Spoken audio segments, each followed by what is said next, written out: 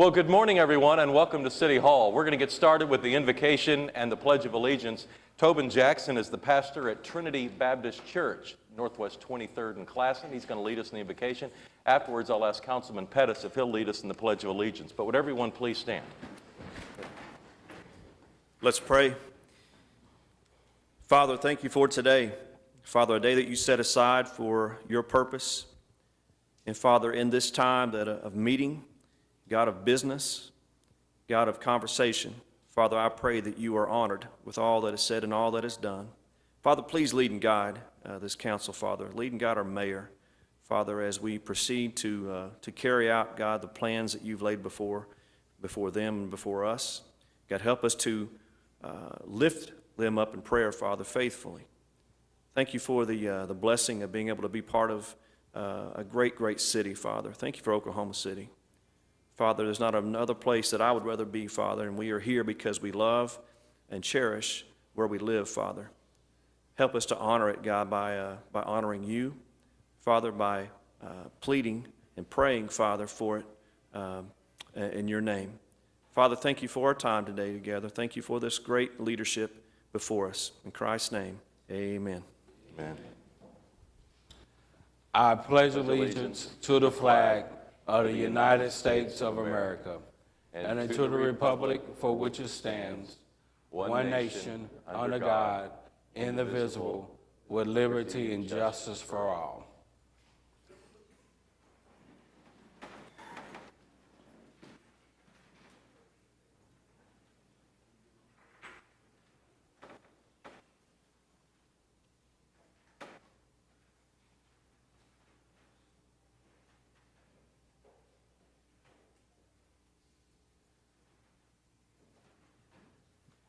I'd ask Doug Cupper to come forward. It is a night of ghosts and goblins coming up in Oklahoma City. On Monday, October 31st, we'll have trick-or-treat night in Oklahoma City. And we officially sanction that and try to give some instructions to our citizens about how they should prepare and leave the porch light on if they'd like to participate, and ask the children to only go to those homes where the porch light is on. And we do put out a proclamation. I'll ask the clerk to read it, and I have Doug Cupper, who runs our Parks Department here and kind of oversees the city's efforts in this regard. Whereas Halloween is a time for jack-o'-lanterns and the annual appearance of ghosts, goblins, and strange and mysterious creatures. Whereas our city's children celebrate Halloween by dressing in costumes and visiting homes in their neighborhoods to receive traditional holiday treats. The annual Halloween activities provide an opportunity for people in our community to become better acquainted. Whereas it is important to our community that children be allowed to enjoy these traditional activities, but that measures be taken to ensure the safety of the children and protect the rights of homeowners.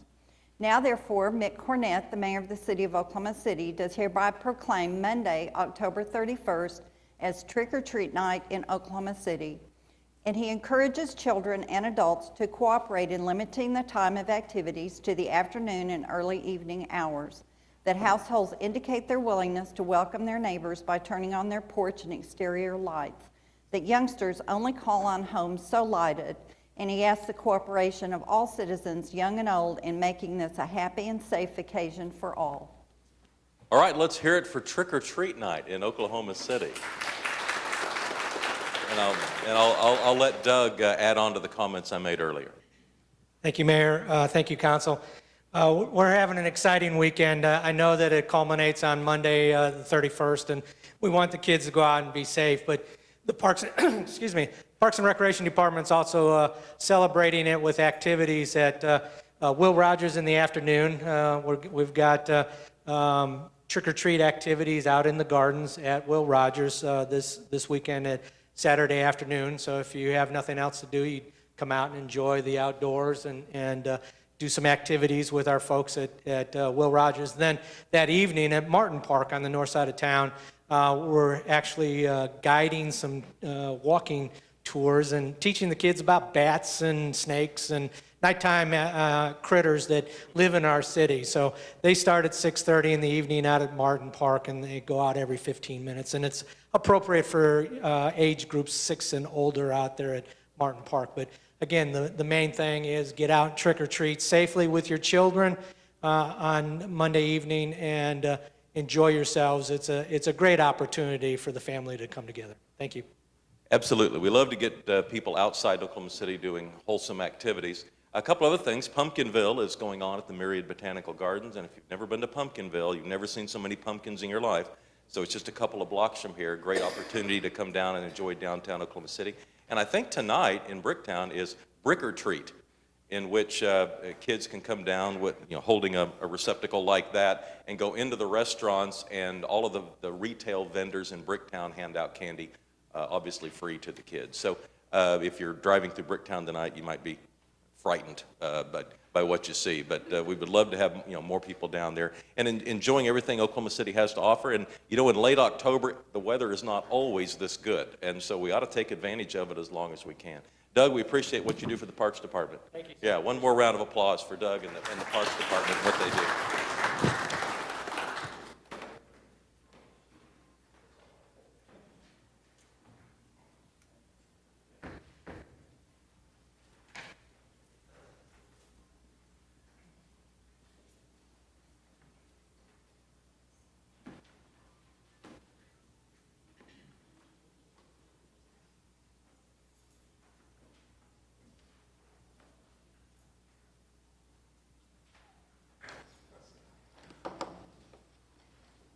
I also like to note as we get started, we have some visitors from France that are here today. We have some foreign exchange students. Would you all stand so we can get a good look at you?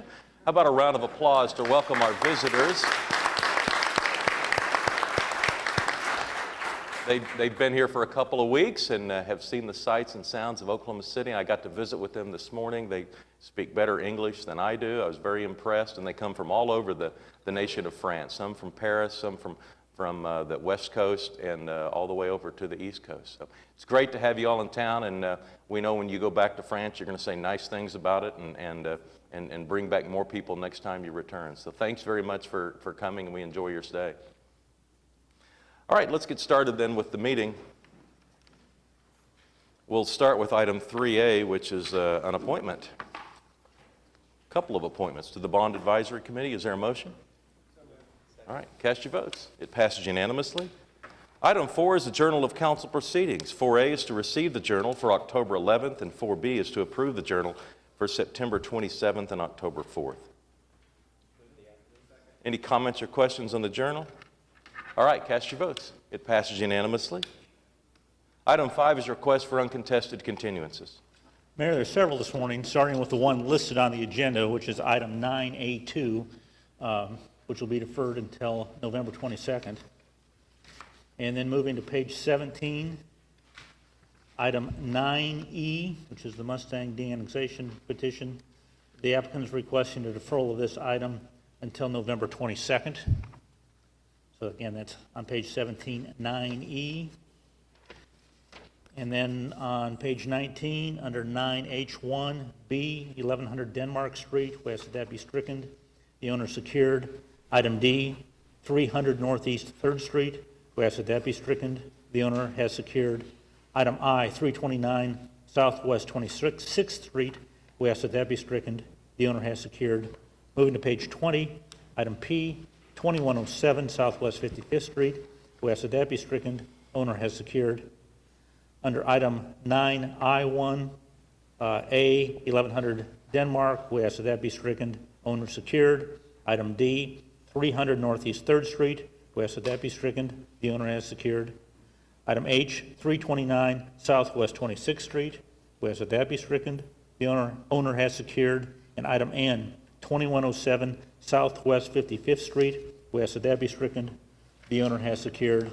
And then on page 21, item 9M1 and 2, we'd like to strike that item, 9M1 and 2. We'll prepare a new item for that for November 8th. All right, any other requests for uncontested continuances? All right, we have some revocable permit requests. The first is a request from the American Cancer Society to hold an event called Making Strides Against Breast Cancer. Is there anyone here representing the American Cancer Society?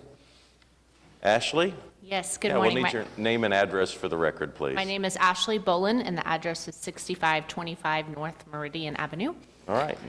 Our event is a non-competitive 5K that will be over in Oklahoma City's Adventure District. We utilize Northeast 50th, Remington Place, and part of Grand Boulevard for our event, and this is the second year. Wonderful. And how can people sign up? They can go online to our website, makingstrideswalk.org, or register the day of the event. There is no registration fee. All right, great opportunity to draw attention to the fight against cancer, and it's in Ward 7. John? All right, cast your votes. Passes unanimously. Thanks, Ashley. Thank you very much. All right, the next is a request with the Capitol Hill Main Street, Inc. to hold the Haunt the Hill, and this would be on Halloween night. Anyone here representing Capitol Hill Main Street? All There, right, it doesn't look like there is anyone here. I want to move approval, but before I do that, I want to talk about the open streets that was from the bridge, the Robinson Bridge, all the way to 29th Street this weekend. It was lots of people, lots of activity. It's just a really growing, it's the second year for it. It's probably twice as many people there Sunday as had been on the first one. Just a really alive kind of a opportunity, and I suspect this will be the same thing. Yeah, you know, I think it's a good opportunity also just to remind ourselves the City County Board of Health goes above and beyond. Absolutely. You know, doing what they could be doing or some would say should be doing. I mean, they getting thousands of people out in South Oklahoma City to celebrate a beautiful day like that. I think how far that organization has come, and I just kind of want to keep encouraging them, so I draw attention when I'm proud of what they do. Well, there was dancing and games for kids to play, and it was impressive to see that many people out in South Oklahoma City. I move approval. All right, we have a motion and a second. We're voting on item 6B. Passes unanimously, and so Haunt the Hill will be on Halloween night, and that'll be on Southwest 25th Street between Hudson and Robinson. So you're encouraged to get out and trick or treat in Capitol Hill Monday night. Item 6C is a right-of-way permit with the Professional Basketball Club to hold Thunder Alley. Anybody here representing the Thunder? Blake, come on up. Blake Baradas, 208 Thunder Drive. We provide an opportunity for fans to come before the game 3 hours. We're doing it for 14 events this year, Friday, Saturdays, and Sunday games. It's free and open to the public. We have inflatables. We have opportunities for kids to do basketball games and shoot-arounds and play games. Whether people come to the game or not, they can come to it, so we want to encourage people to be a part of that. And it is located on North Reno, in between E.K. Gaylord and Ron Nork. Wonderful. We're all excited about the season. Remind us, the first game is a road game. Yes, sir. And that is what, tomorrow night? Yes. Is that right? And then the first home game is Friday night. The 28th. And then there's another game Sunday. 30th. Yeah, at 6 o'clock. So if you're not attending in person or not coming down to Thunder Alley, you could watch it on television as we kind of see this new roster and what they have to offer. Should be very exciting. Yeah, I think people are really anxious, probably the best word, anxious to see what this team looks like. Blake, thanks for everything that Thunder does for Oklahoma City. Is there a motion? Cast your votes. It passes unanimously. Thank you. Thank you. All right, we'll recess the council meeting, convene as the Oklahoma City Municipal Facilities Authority. Looks like there's 8 items in the MFA. Is there a motion? All right, any comments or questions on the MFA? Cast your votes then. It passes unanimously. We'll adjourn the OCMFA, convene as the Oklahoma City Public Property Authority. 4 items on the PPA. All right, cast your votes. It passes unanimously. We'll adjourn the OCPPA, convene as the Oklahoma City Environmental Assistance Trust, just the claims and payroll today. All right, cast your votes, and it passes unanimously. We'll adjourn the OCEAT and reconvene the council meeting with the consent docket. All right, any individual considerations on the consent docket? All right, well, let's vote then. Mayor, I would ask that item 7E be struck at this time. There's a couple of errors in the memo, and so we'll bring that back next council meeting, so that would be 7E. All right, so I'll take that motion in second to exclude item 7E, which is being struck from the agenda. Ready to vote? All right, cast your votes, and the consent docket passes unanimously. Brings us on to the concurrence docket. It's like a lot of things from the water department, Yes. and some more sculptures coming on the canal. Is there any comments or questions on the concurrence? Do we have a second? All right, cast your votes. It passes unanimously. And that moves us to item 9. These are items that require a separate vote. We'll start with a series of zoning cases. The first is an ABC issue in Ward 6 at 1101 Northwest 11th Street. Is anyone here representing this effort in Ward 6? I don't, I'm sorry, Mayor, I've got laryngitis this morning, so apologize. I don't see if the applicant's here, but this is an application for 1101 Northwest 11th Street, area that is extremely interesting and being developed very quickly. There was no protests and unanimous approval by the planning department, so I would move approval. All right, we're voting on item 9A1. Cast your votes. It passes unanimously. 9A2 has been deferred until November 22nd. So if you showed up for item 9A2, you should know it won't be heard until November 22nd. Item 9A3 is a zoning case in Ward 8 at 6200 Northwest 164th Street. It's currently AA agricultural, and it would become R1 single family. Mark?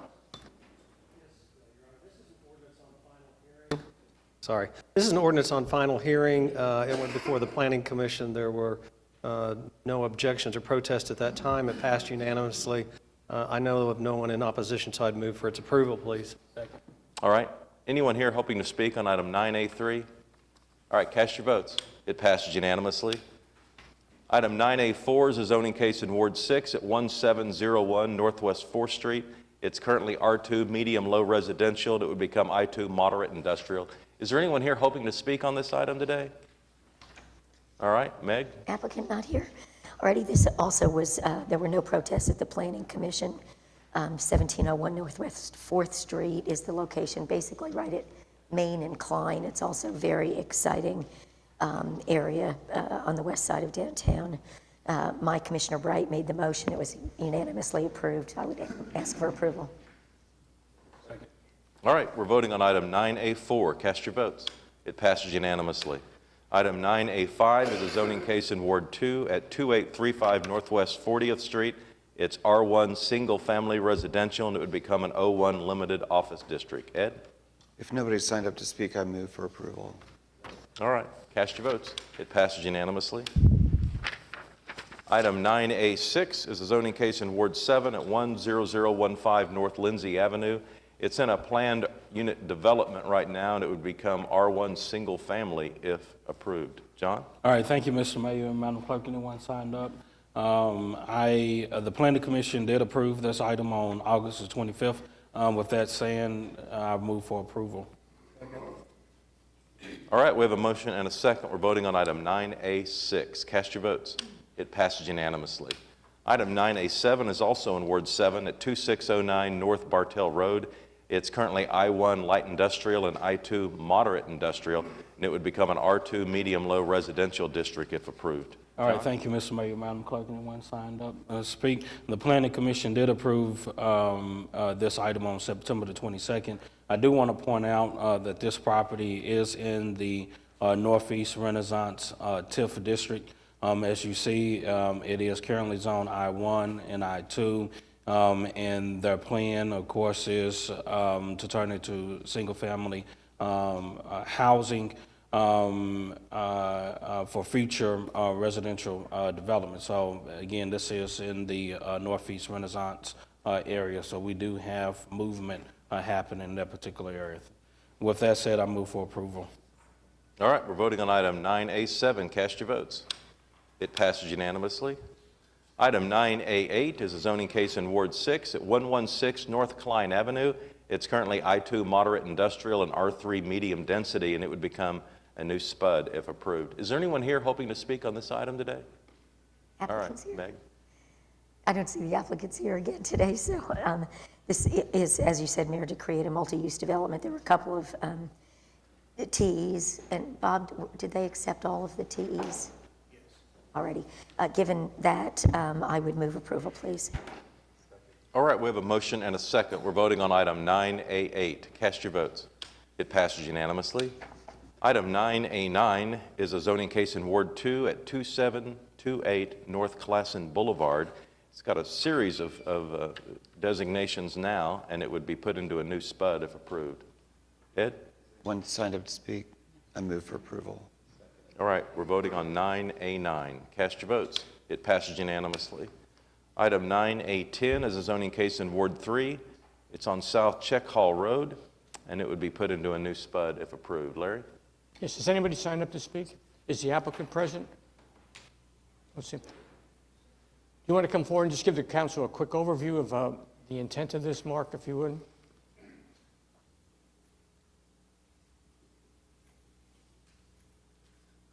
Mark Grubbs, Grubbs Consulting, 1819 South Morgan Road, on behalf of the applicant.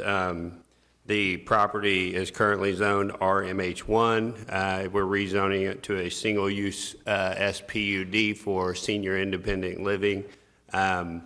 We worked with the Planning Commission and staff on the TEs and just asked for your approval. There were no protests at Planning Commission. It was approved unanimously. I move for approval. All right, we're voting on 9A10. Cast your votes. It passes unanimously. Item 9A11 is a zoning case in Ward 7 at 1356 Southeast 42nd Street. It's currently R1 single family and would be put into a new SPUD if approved. John? Oh, thank you, Mr. Mayor. Sound like Superman was coming. Madam Clerk, has anyone signed up to speak? Is the applicant present? The applicant is not present, but the Planning Commission did approve this item with TEs. And did the applicant agree to the TEs? Yes. Okay. With that being said, I move for approval. All right, cast your votes on item 9A11, and it passes unanimously. Item 9A12 is a zoning case in Ward 2. The address is 5829 Northwest Grand Boulevard, and it's currently inside of a simplified plan unit development and a PUD, and it would be all put into a new SPUD if approved. Ed? Has anybody signed up? I move for approval. All right, we're voting on item 9A12, and it passes unanimously. Item 9B is a zoning case in Ward 3 that was recommended for denial at the Planning Commission. It's at 9300 Southwest 44th Street. It's a PUD, and it would be put into a new planned unit development if approved. Larry? Yes, thank you, Your Honor. Has anybody signed up to speak? This was recommended for denial by the Planning Commission, so because of that, I'm going to move that it be approved. I'd like David to come forward and give a little history on this. It's got an interesting history. Good morning. David Box, 522 Colcord Drive, here on behalf of the applicant. Also with me is Jason Spencer, who's the civil engineer on this project. When you look at the map before you, the original PUD that we got approved several years ago, we originally wanted more R1ZL. We backed off of that request because we had some protesters to the south. It was one family that owned 4 large homes on a large 80-acre tract. There's been some significant developments since that was approved. 1, we have a new comp plan. 2, maybe more importantly, is the turnpike. The turnpike now runs about 250 feet south of our southern border. And what that did was all of the folks that protested us originally have actually been bought out by the turnpike. So there is no longer any protest. And when you think of what land use you might see around turnpikes, it's usually higher density. So what we seek to do now is what we wanted to do originally because we now have no protests. The comprehensive plan is fully supportive of this application. We would ask for your approval. Be happy to answer any questions. If there are no questions, I move for approval. What was the Planning Commission's issue? I mean, it makes sense, when I'm listening to David talk, but there's got to be another side of the story. Sure. They didn't like it the first go-around when we came in with PUD 1488. And primarily they didn't like it back then because there was protest. Mm-hmm. And at the Planning Commission on this application, some of the comments were, we didn't like it back then, and we still don't like it now. Okay. Based on the map, it looks like the density is less where you're rezoning it than the old one. We are, what we seek to do in this, it's a total, the overall net density only increases by 28 lots. Okay. And it's consistent with what you see east of county line and north of county line, which is why the comp plan is supportive. Okay. Larry, you want to make a motion? Can I just add, I mean, do you agree that's what the planning commission, they're, I think their concern was that they didn't see a reason to change the density. The difference is really the existing PUD allows for 6,000 square foot lots. This goes to 4,000 square foot lots. So that's the primary change. All right, we have a motion and a second. Everybody ready to vote? All right, cast your votes. It passes unanimously. Thank you. Item 9C is a name change in Ward 7. We're going to take Nantucket Road for a few blocks and change it to Branch Road. John, you okay with this? All right, thank you, Mr. Mayor.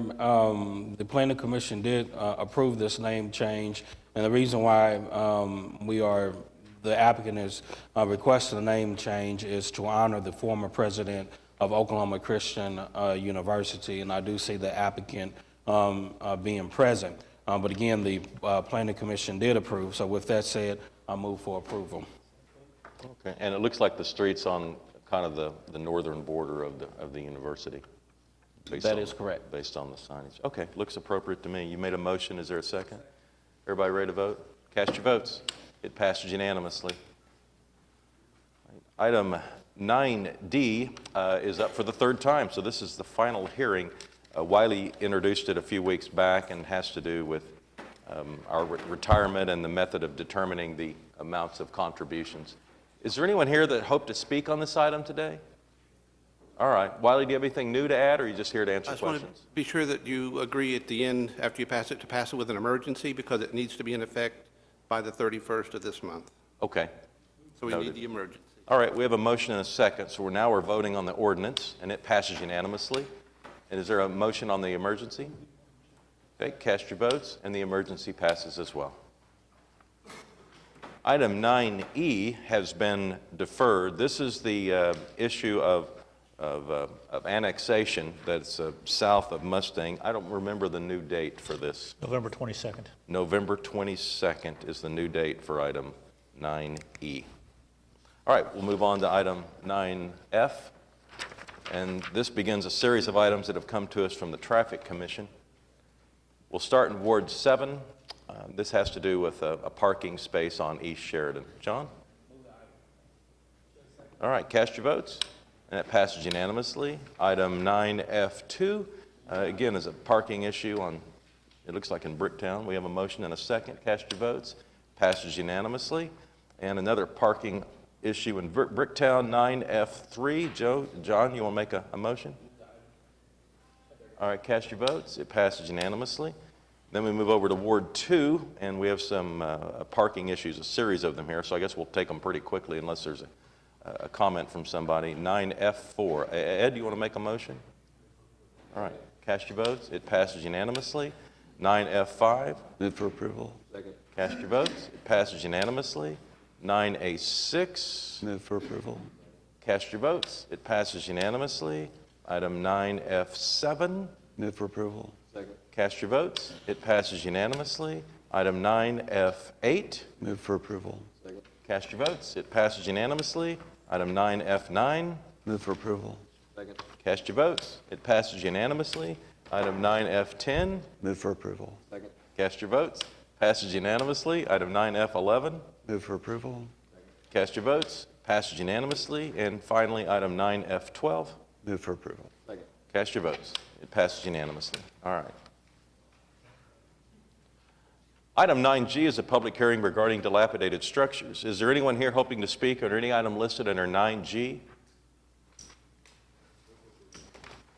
All right, cast your votes. It passes unanimously. Item 9H is a public hearing regarding unsecured structures. Is there anyone here hoping to speak under any item listed under 9H? All right, how about a motion? Cast your votes. It passes unanimously. Item 9I is a public hearing regarding abandoned buildings. Is there a motion here? Is there a second? All right, cast your votes. It passes unanimously. Item 9J is a public hearing regarding the removal of properties from the abandoned buildings list. Is there a motion? Anyone here hoping to speak on this item? All right, cast your votes. It passes unanimously. Item 9K would establish some new criteria for our employees and perhaps more importantly our retirees. And Craig Freeman has a presentation, and we have some people who have signed up to speak. Thank you, Mayor.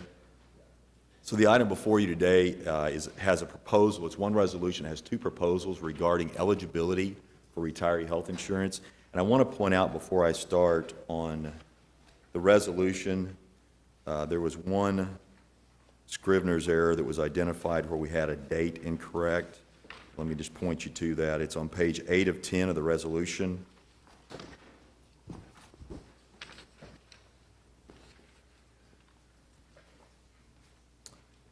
And that is under number 5 on page 8. It says those employees of the city or participating public trust hired before January 1st, 2016, and that should be 2017, just to be consistent with all the other dates that we have in there. So just wanted to make sure we had that correction in there before we move forward with it. Okay. All right. So what we have before you today are two proposals regarding eligibility for retiree health insurance, and this is referred to often as other post-employment benefits. There's several different types of benefits, can be other post-employment benefits, and it's generally benefits that are not, they're other than pension benefits. And for the city, the only benefit that we have like this that we subsidize is retiree health insurance. Other benefits are made available to retirees, but the only one subsidized by the city is retiree health insurance. The timing of this is not planned around the issues that are going on with the increase in health insurance. We've been talking about this with you for quite some time. We brought it up on our 5-year forecast and our budget workshops for many years, that it's a challenge and it's something that we have to try to address this liability. So the timing is just unfortunate that it's right at the same time, but it really is an issue, whether it's on the retiree side or the city's ability to pay for it, that's a challenge for the city and for retirees, this challenge of health insurance costs. The city is not required to subsidize retiree health insurance, but has chosen to provide this benefit in the past. And by state law, the city's required to, cannot charge retirees. If we don't subsidize the benefit, we still can't charge retirees more than 125% of the full premium benefit costs for active employees. Several years ago, what really shined light on this issue, several years ago, accounting standards changed that made cities recognize that full cost, that full long-term cost of this obligation for this benefit that's being provided. And in essence, the amount of funding the city would need to fund this liability, it's called an actuarial accrued liability, but the amount of money the city would need to fund this long-term liability is $440 million. We have a study that's conducted by an actuary every other year. They update the study in the interim years. This is based off 2015 information, so it doesn't have this significant increase incorporated yet. So I think realistically, once the actuary in this next year does an update on this, this liability will be even higher. The current value of our trust assets is $40 million. So in essence, if you look at it, it's $440 million liability. We have $40 million that's committed towards it. So we have a $400 million unfunded liability. And that's thinking of the long-term costs. This is trying to look at the OPEB liability, this retiree health insurance, the same way you would a pension system. So to be fully funded in our OPEB liability, or our OPEB benefits, like we are with our employee retirement system, we would have to have an additional $400 million set aside now to be able to pay for that benefit in the future. And Craig, just to put that into perspective, yes, that's the size of our total general fund budget. That's correct. For a year, right? That is correct. That's a very good point. How does our funding compare to other cities of our size? You know, it's a mix. We haven't really fully studied that, but what the city had done in the past is just like what most other cities had done, and that was just go on a pay-as-you-go basis and just assume that you would just pay for this cost each year and manage it as you could. When the new accounting standards came out, it made everyone recognize what that additional cost was and made everyone step back and take a look. And a lot of cities have taken different measures. There are some cities that have funded this like a pension system from the very beginning, from day one, and they have funding set aside. Those are really more in the minority. Other cities have taken actions like we have to try to address it as you can, and still others have eliminated the benefit or significantly reduced the benefit. So it's kind of a mix. I don't have a full study on that. We do have some information on some cities and what they're providing right now, but as far as their funding position, I don't have a full Tulsa, study. for example, provides health insurance, but they do not provide any subsidy for it. So the retirees have to pay the full cost. That's correct. That is Are correct. you, by any chance, watching, I know the city of Dallas just got their credit rating downgraded because of future obligations. I think it's the pension, but do you know if it has anything to do with health insurance or? I'm not sure on that one. I think that, like you said, the focus was on the pension system. I'm not sure if it incorporated the OPEB liability.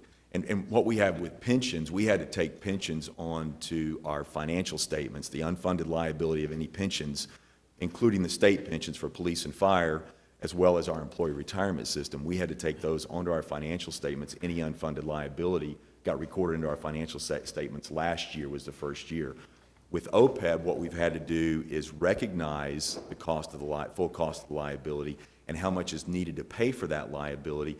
But I think it's in 2018 with the new standards, we'll have to take this OPEB liability also onto our financial statements, which will shine more light. The rating agencies are aware of the issue, but once you get it onto your financial statements, it's harder for them to, they have to take more focus on that. And so it has something that has a potential to have an impact on that. Just a point of clarification, when we talk about the OPEB liability of being $440 million, I look at the third page of this report where it talks about the City Council Action Financial Impact Report, and under the heading Description of Impact, the last sentence it says, this change is expected to reduce the OPEB liability by 10.9% or $60 million in 10 years and would eventually eliminate the liability. What period of time are we talking about where it eventually eliminates the liability, and what's that dollar figure? Is that the 440 or is that something else? It would eliminate that liability that we have calculated now. Now, by the time it gets to the point that the liability is eliminated, it's going to be more than 440, but it is that number that it's talking about. So how And it far are would we be- out in the future? Is that Well, you would 15 be, years or? No, it would be employees, the way it's proposed now, and I can go through that as I go through the presentation. It'll put it in more context, but basically employees hired after January 1st of 2017, by the time those employees retire, and then that benefit they would have liability's gone. received, so it's like by the time they retire and then the benefit they would have received, anyone who still is receiving the benefit, you would still have to pay that. It's going to be many, many years. It's not 15 years, it's not 20 years, it'd be many years into the future. Sure. And I'll talk a little bit more about that at that point. I understand. Okay. So as the city started to focus on this liability and the challenge that we had, there were many steps that were taken to try to start to address the liability. And we'll talk about it here at the end of this slide of just the challenge of being able to fund this into the future. And when you look at it, it's something you would like to be able to provide. It's something we'd like to have a benefit for our retirees.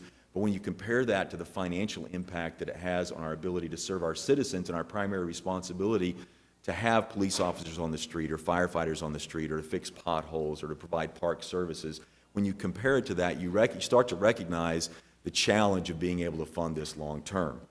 So several actions were taken, starting with the creation of an OPEB trust. It was created in 2008, and it was created for the purpose of funding the retiree benefits. So the benefits are paid from the city funds to this OPEB trust to pay for the retiree benefits and to build reserves as the city had the ability to pay in additional funds to build reserves to pay for the future obligation and to be able to recognize those reserves. So that was one step that was taken. Also in 2009, the council approved a plan to work towards, at that time, in 2009, the city was paying 70% of retiree premiums, and it was to move to a plan of decreasing the city's subsidy by 2% a year to the point to where we get over a 10-year period to where it's a 50-50 split between retirees and the city. And so that is still in plan. Right now, we're at 44%, I think, for retirees, 56% for retirees, 56% for the city. January 1, 2017, the plan is that goes to 46% for retirees, 54% for the city. And that's part of one of the factors that influences that growth in retiree health costs that we've been talking about. The biggest factor is the increase in the cost for the health insurance, but that does play into it as well. The $440 million, So the city's been paying on a pay-as-you-go basis, and right now we're budgeted to contribute $16 million in FY17 towards retiree health insurance. If we were to fund this the way we fund, in an ordinance, we have a commitment within our ordinance that we would fund up to a contribution of 10% on our employee retirement system to fully fund what's called it was the annual required contribution. Now the term's changed to the actuarial determined contribution, but how much is needed to fund annually to pay for this benefit long term? For the city, we would have to move from $16 million to $33 million a year, so an increase of $17 million a year, every year, to be able to fully fund this long term. And it would be moving us gradually to full funding. Well, you look at $17 million and the impact that has on our operating budget, and when you look at that, it's something we would like to be able to provide, but when you look at it long term, you start to recognize this isn't a benefit that we can continue to provide, that we can afford to provide without significantly reducing the services to our citizens. So the resolution before you today has two proposals, and I'll look at the first one here and talk a little bit about that. The first proposal looks at a change in eligibility that would impact current employees. Currently, if you work for the city for 5 years and you attain an age of 55 years of age, you're eligible for the same retiree health insurance subsidy. If one is provided, you're eligible for that same subsidy that is available for employees who work to full retirement. We'd had a task force that the mayor had established several years ago that combined retirees, some current employees, some folks from outside, and one of the first recommendations was we need to look at this because that's just entirely too generous, that we need to change that. What we're proposing is change that to where you have to work to age 60 and have at least 15 years of service to be eligible for a subsidy if the subsidy is provided. And what we had proposed when we calculated that working with our actuary is that those employees who've already attained the age of 55 and have 5 years of service, they would still be eligible, but anyone who hasn't achieved that yet would not be eligible. And then any employees who work to full retirement, so for police and fire uniformed employees, that's 20 years of service. For other management employees, AFSCME employees, executive employees, that'd be 25 years of service. They would still be eligible. So that's for current employees would still be eligible if the subsidy is provided. And I keep saying that because I just want to make clear, the city's not required to do this. It's something the city has chosen to do. We're trying to work to manage this so we can continue to provide some level of benefit, but there's no guarantee for anyone of what level of benefit would be available in the future. And so I just want to stress that. And in the resolution, we tried to word it very carefully so it doesn't make any commitment or guarantee. We want to try to manage this the best we can, but we can't make a guarantee. So this change is estimated to reduce the liability by $30 million over 10 years. So it's based on that $440 million liability. It would reduce it to $30 million, by $30 million, not two, but by $30 million over a 10-year period. So the second change, the second proposal we have, this proposal would eliminate the subsidy for retiree health insurance for employees who are hired after January 1st of 2017. This change is estimated to reduce the liability by $60 million over a 10-year period. And then long term, just like Councilman Stonecipher was pointing out, it'd be over a very long term, it would eliminate that benefit. Now, as we're making these changes, if there was some solution that was found, the council could come back and reinstate these benefits if we wanted to. If we had another way to fund that, there's the actions we could take. This takes initial steps to help move us in the direction, not of solving the problem, but of moving us in the direction of addressing the problem and helping to manage that cost. So if you go ahead and go to the next slide there. So if basically right now the pay-as-you-go cost is $16 million, and we've talked about what we can do to reduce that liability long term. Just the pay-as-you-go cost currently from our actuary is projected to go from $16 million to $30 million over the next 10 years. And that by itself is going to have significant pressure. I mean, it's different dollars in 10 years, but it's going to have significant pressure on our operating budget and be an increasing pressure on the operating budget This would not eliminate that increase, but it would help to reduce the rate of increase that we're seeing on the pay-as-you-go cost by making this change. The long-term liability will continue to escalate as healthcare costs grow, and that's going to be true even if we take the actions. Again, this is just taking a step to try to manage that liability, reduce some of that liability. Adopting the changes will affect a limited number of employees who are currently hired. The greater effect would be on employees coming on in the future. And I think the important point there is that employees coming in at that time, there's never been a point at which the city has been in a position to legally obligate ourselves or commit that we could provide that in the future. Never been a time that we could do that. This would make it very clear, though, to employees coming on new that when they're making this decision about working for the city in whatever capacity, that they would understand that they wouldn't be eligible for a subsidy if a subsidy is provided. And again, they would still be eligible to purchase any insurance that's available at that time, but they would have to pay the full cost of it, and they'd be fully informed of that at the time they're making that employment decision. Greg, that's what I wanted to try to make really clear. We're suggesting that we won't offer a subsidy, but if there were health care provided, they could purchase that. That's correct. Through the city. And that's at the point they retire. It's not in their employment time, but at the point that they retire, that would be true. Right. I think that's really important. All right. Craig, thank you. Yes, sir. And, you know, this is an obvious response by the city to address what we heard 2 weeks ago, where we have a significant number of former employees who are having their health care premiums increased, and we're trying to relook at everything we do and how we can, you know, help them and at the same time set the city up on more financial sound footing. And Diana, do you want to come up and kind of discuss this part of the issue? Okay, I don't think you've signed up to speak, but we'll make sure you get heard. You'll have to wait. You'll have to wait. Diana? I did speak with Mr. Morrison yesterday, Mayor.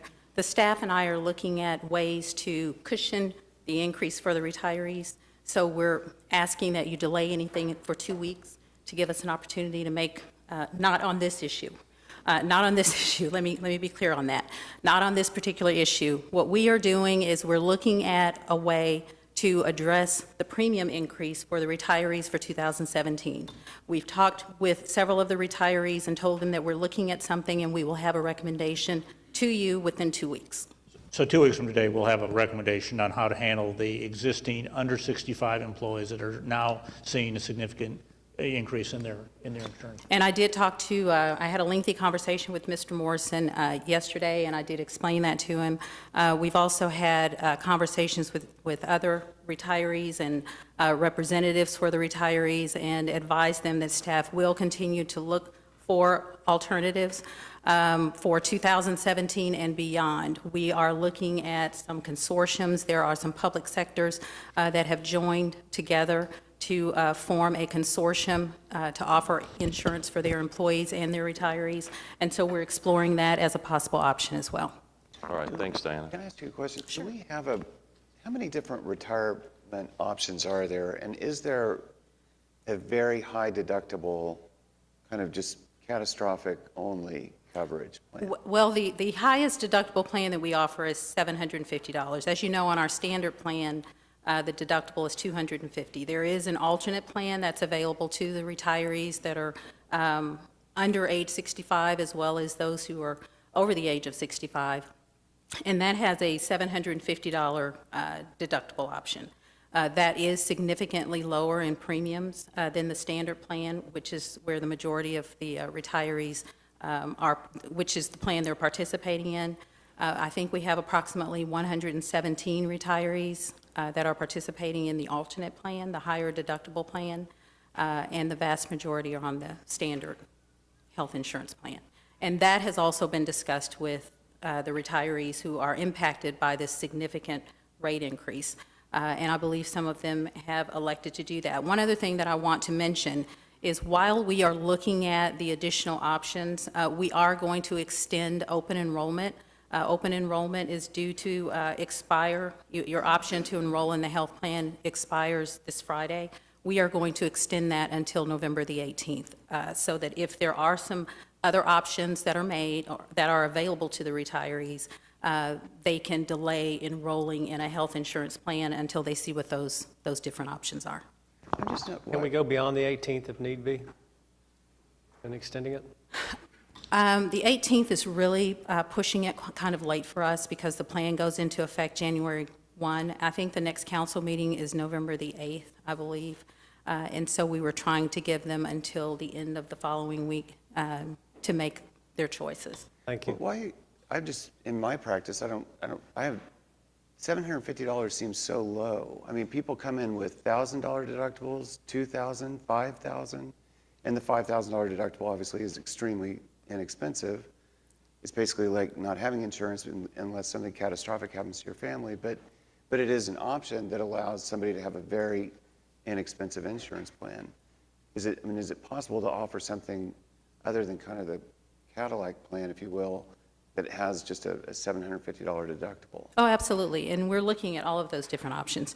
As Mr. Freeman mentioned before, there was a committee that was formed, established by the mayor a few years ago that consisted of retirees, private citizens, city staff, and this was the plan that came out of that committee. This is the plan that was recommended by that committee so that the retirees could have some relief on those rising health insurance premiums. And very few have taken advantage of that opportunity. But we will certainly be looking at different plan design changes that we can offer to the retirees to provide longer-term solutions for them. Okay. Diana, you mentioned, I think you used the term consortium.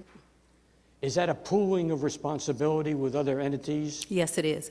As a matter of fact, the particular plan that we're looking at, there aren't any large cities that are participating currently, but we have reached out. We reached out about a week and a half ago to the administrator of that particular plan. The city of Yukon did just participate in that plan in July, and it is a public sector group. So there are counties, there are school districts, there are municipalities, obviously smaller municipalities that participate, but they are seeing that costs are being controlled, better controlled because of the larger pool of participants. But if there is a catastrophic claim against one of the entities, we would have to fork up to meet that claim, would we not? No, it's my understanding, and we have not met with them yet. We have requested a meeting, but it's my understanding that those catastrophic claims are paid through the contributions that are made into this consortium.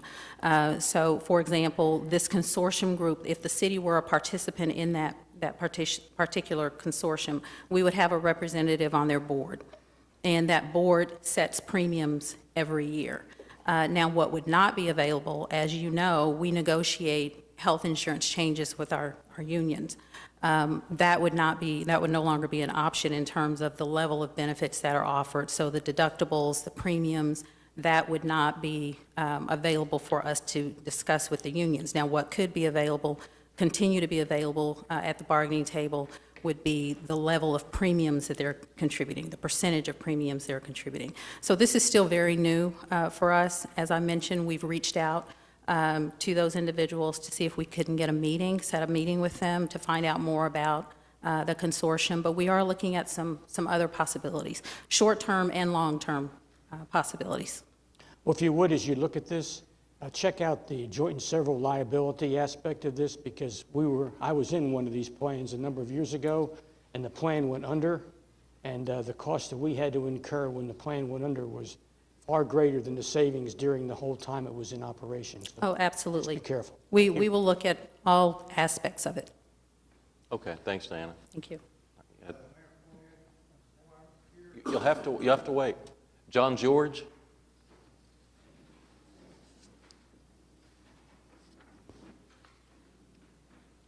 Good morning, Council. John George, FOP President, 1624 South Avenue.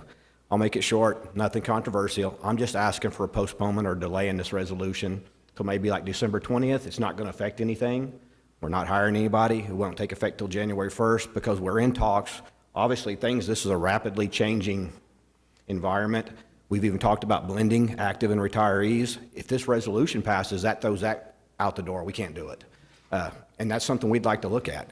You can't blend at that point because there's no new employees coming on. You can't ask them to pay more for a benefit they won't get later if the new hires are not allowed to participate. So all I'm asking at this point is just to postpone this till December 20th so we can have some time to try to figure some things out. The postponement won't affect anything, and that's really all I'm asking. Thank you. Mr. George, the issue that you're addressing is a separate issue from the resolution that's before the council today. Correct. But if this resolution passes and new hires are no longer eligible for retiree insurance, there'll be nobody, you can't ask them to pay a higher rate to blend in with everybody if they're not going to get the benefit later. So Well, all I'm asking is this, just to slow down and let's just postpone the resolution until we have more time to talk, because there's a lot of unknowns that we haven't talked about yet. This is all so new. Just give us some time to work through it. We're all in favor of trying to make this work, trust me. Well, just I know one point of clarification.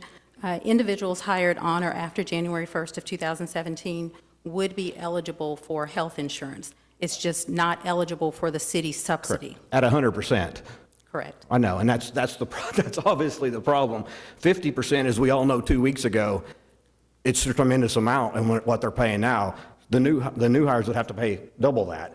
All I'm asking is for us to slow down and give us a chance to try to work through it. That's it. We're committed to trying to work through this. I promise that. We want it affects, it's very important to the council and it's very important to the FOP, and I'm sure the other unions as well. Passing the resolution today does not have to happen because nothing changes. Matter of fact, it probably doesn't have to pass for months because we're in a hiring freeze. We're not hiring new hires. There's nobody that's going to come on board. I'm just asking that we slow it down to give us a chance to meet with everyone and see if we can come up with something. And we may not. This may be what you have to do a couple of months from now. I understand that. But this is, as we've all talked about, this is ever-changing fast, and nobody knows exactly what's going on. That's all I'm asking is let's slow down a little bit and give us a chance to figure it out as well. Thanks, John. Thank you, Mayor. All right, George Fina.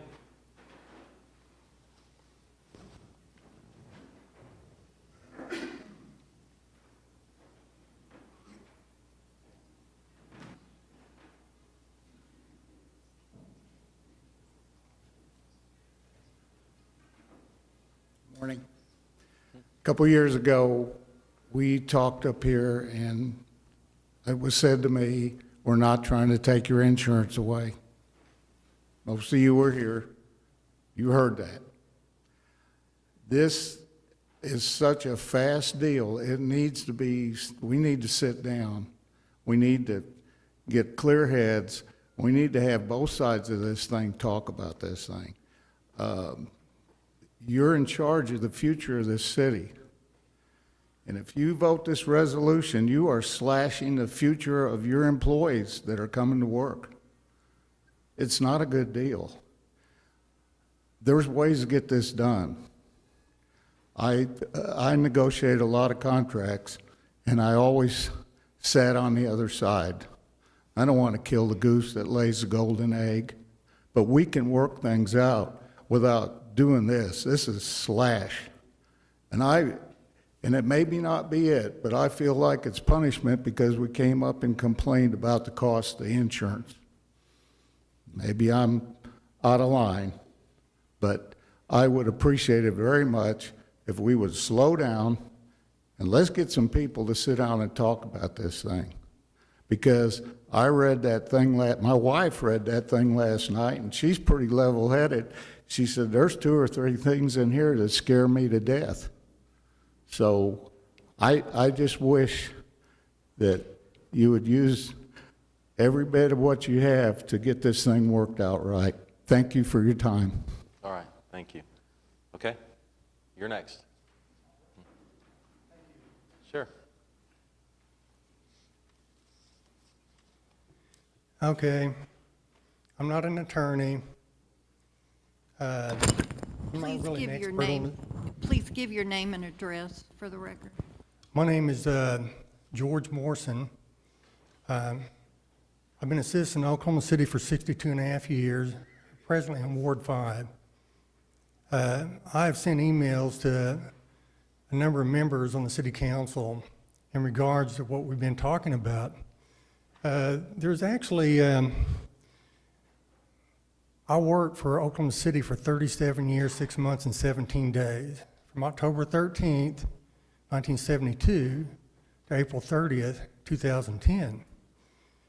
Now, at that point, the ratio as far as your retiree was a 70-30 as far as the premiums being paid. Oklahoma City employees, the premium is a 20-80. You would think that 10% math would be pretty simple, but what happens is it's really a very complicated issue. And what you've done, you have different plans. You have what's referred to as different pools. I'm calling them groups. Basically, health insurance is really inflated. There's no question about that. And it's basically the actuary that I requested, which was supposedly the basis for the 56% increase that we're being subjected to 2017. Just to put a spin on that, when I retired back in 2010, at the ratio of 32% on my side, the city 68%, which there's supposed to be a balance of a 50-50 ratio. I'm trying to paint a picture here because what I found is looking at the actuary, there's a missing piece of that picture. There's a missing link. And just to emphasize that, but my point is from 2010 to 2017, 7-year period since I retired, my premiums will have increased 244%, more than that, 244.17%. I've got the math, I can show it to you. I don't have a PowerPoint. I feel like I've been thrown under the bus. One thing I just had found out here recently that I was totally unaware of, when you look at the summary that gives you your options, of course, Oklahoma City has an alternate indemnity plan, which reduced those costs for those members, a group or pool. According to the actuary, there's actually 1,307 retirees that are above age 65. Out of that 1,307 retirees above 65, there's 691 spouses. Okay, according to the numbers on the actuary, this is by Blue Cross and Blue Shield, by the way, there's 380 in the pool or group that I'm in that are under age 64.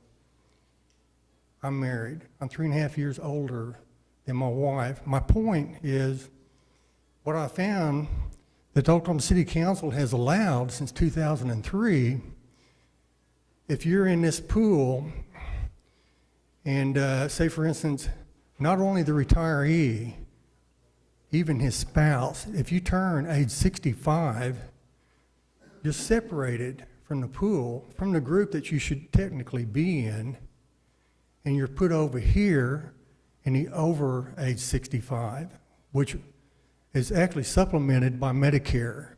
They pay 80% of the premiums. They're the primary insurance.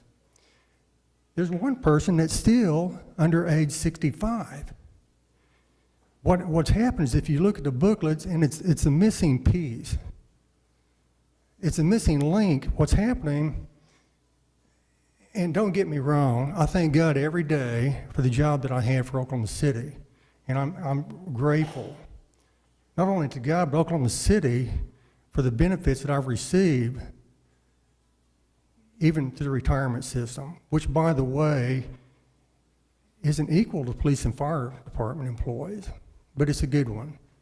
My point is that you would think that the Oklahoma City has been paying for this number of people that they've separated in a group, according to the actuary, that actually under age 65 that are put in a over 65 plan. Yeah, it's pretty simple. The problem is it's a big number. It's been going on for a long time. I'm not trying to change that, but there's a hidden fact there. If you look at the booklet and you see the total premium cost compared to under 65, and you look at the premium cost compared to over 65, it doesn't show that. So when I found this out, what's happening is you're taking $1 million out of this 38 pool or group, and 87 people, according to what I just found out yesterday evening, are benefiting. Now that's shared with Oklahoma City because that premium, there's a reduction in that premium that Oklahoma City's saving. It's over $500,000 per year with the 87 number. I'm in what I call my crying out loud mode. I feel like the lone wolf. I didn't know that these people were appearing here today, but the problem is that what I found out, I talked to Mr. Greenwell about this. I contacted our local union. I called FOP. What's happening right now is out of the 380 pool group, 200 of those people are police retirees. Their union, from what I understand, are trying to pull them out to a different group. And through their collective bargaining, from what I understand, they're trying to change it to where they're included in the active employees. And that's the way it should be, in my opinion. And it's one of the proposals, you're trying to throw anyone that employs after 2017 under the bus. I feel like I've been run over several times with a 244% increase in the last 7 years. I've got a proposal, recommendation, and I'm not an expert on how you vote. I'd like to put it in order and get a second. But here's the thing. You can take something like the actuary, got a copy right here through the Open Records Act. You can take that piece of paper and there's inaccuracies.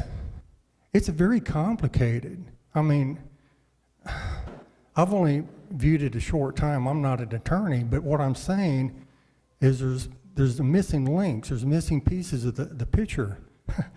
And, you know, really what I tried to do, I don't have a PowerPoint presentation. What I've tried to do is I've tried to paint a picture, and my picture's real ugly. Can you hand that to our staff so we can review it? Sure. Okay. I've sent emails. You've already had the information. Okay. Well, then we probably already reviewed your idea, and you know, this is a work in progress. Can I make a recommendation? If you'll make it quickly. It's a proposal. I'll make it quick. What would really like to put in motion for the city council to vote on, or at least a recommendation along with these others, and it's a common solution. No one really loses. What is it? Okay. If you take these pools and combine them with the active employees, which you're only paying 20% of the premiums, and you put all these pools combined in that same group, in regards to the ratio, which right now the retirees at 46% as of 2017, 44% right now. 2017, Oklahoma City's premiums will actually be 54%. I'm not trying to take away the 50-50 balance. What I want is something fair, not only from the people that have been Mr. really... Morrison, thanks. We're looking at all of this, and if you've given your idea to the staff, I'm sure it's being considered respectfully. So thanks for coming down. Well, I'm just now today. giving it to the staff right now. I'm going to have to move on. Thank you, though, for coming down. I appreciate the opportunity. Jim, you want to add before council continues to discuss the item? Yeah, these are somewhat related, but quite frankly, different issues. They both have to do with retiree health insurance. What we're doing today is making two changes to the resolution. If approved, would make two changes. One would be to not provide subsidies for health insurance. We still provide the health insurance at full cost for new employees hired after January 1 of 17, which wouldn't kick in for 20 to 25 years after the fact. So it wouldn't kick in to till 2037 or 2042. And the other has to do with what we think is a very generous benefit where you get now health insurance after 5 years and 55 years of age, and we'd like to expand that out a little bit. So those are the two changes today. In regard to the under 65 retirees that have seen their insurances go up dramatically in the next year, we will have some recommendations in the next couple of weeks. We've looked at the blending situation, and quite frankly, there's some issues with the blending situation. So we've got a couple of other solutions that'll hopefully be accepted to everyone as we go down the line. The blending situation, it appears it's going to be pretty expensive for the general fund if we do that. And we'll get into details on that more specifically in 2 weeks. The resolution before us today, it's been suggested that we should delay voting on it. It's, in my mind, if we could pass the resolution today and change the resolution a month from now or 2 months from now at any time in the future. 10 years from now, yes. Okay. All right. Any other comments from council? Yes, Mayor. Yeah. Two items. One, with respect to Mr. Fina's point, I know it may seem that way from an outsider's perspective, but there was never any, this is not any type of retaliation. We've been talking, or Craig's been, Mr. Freeman's been providing us these ideas perhaps as long as a year ago, looking at modification to the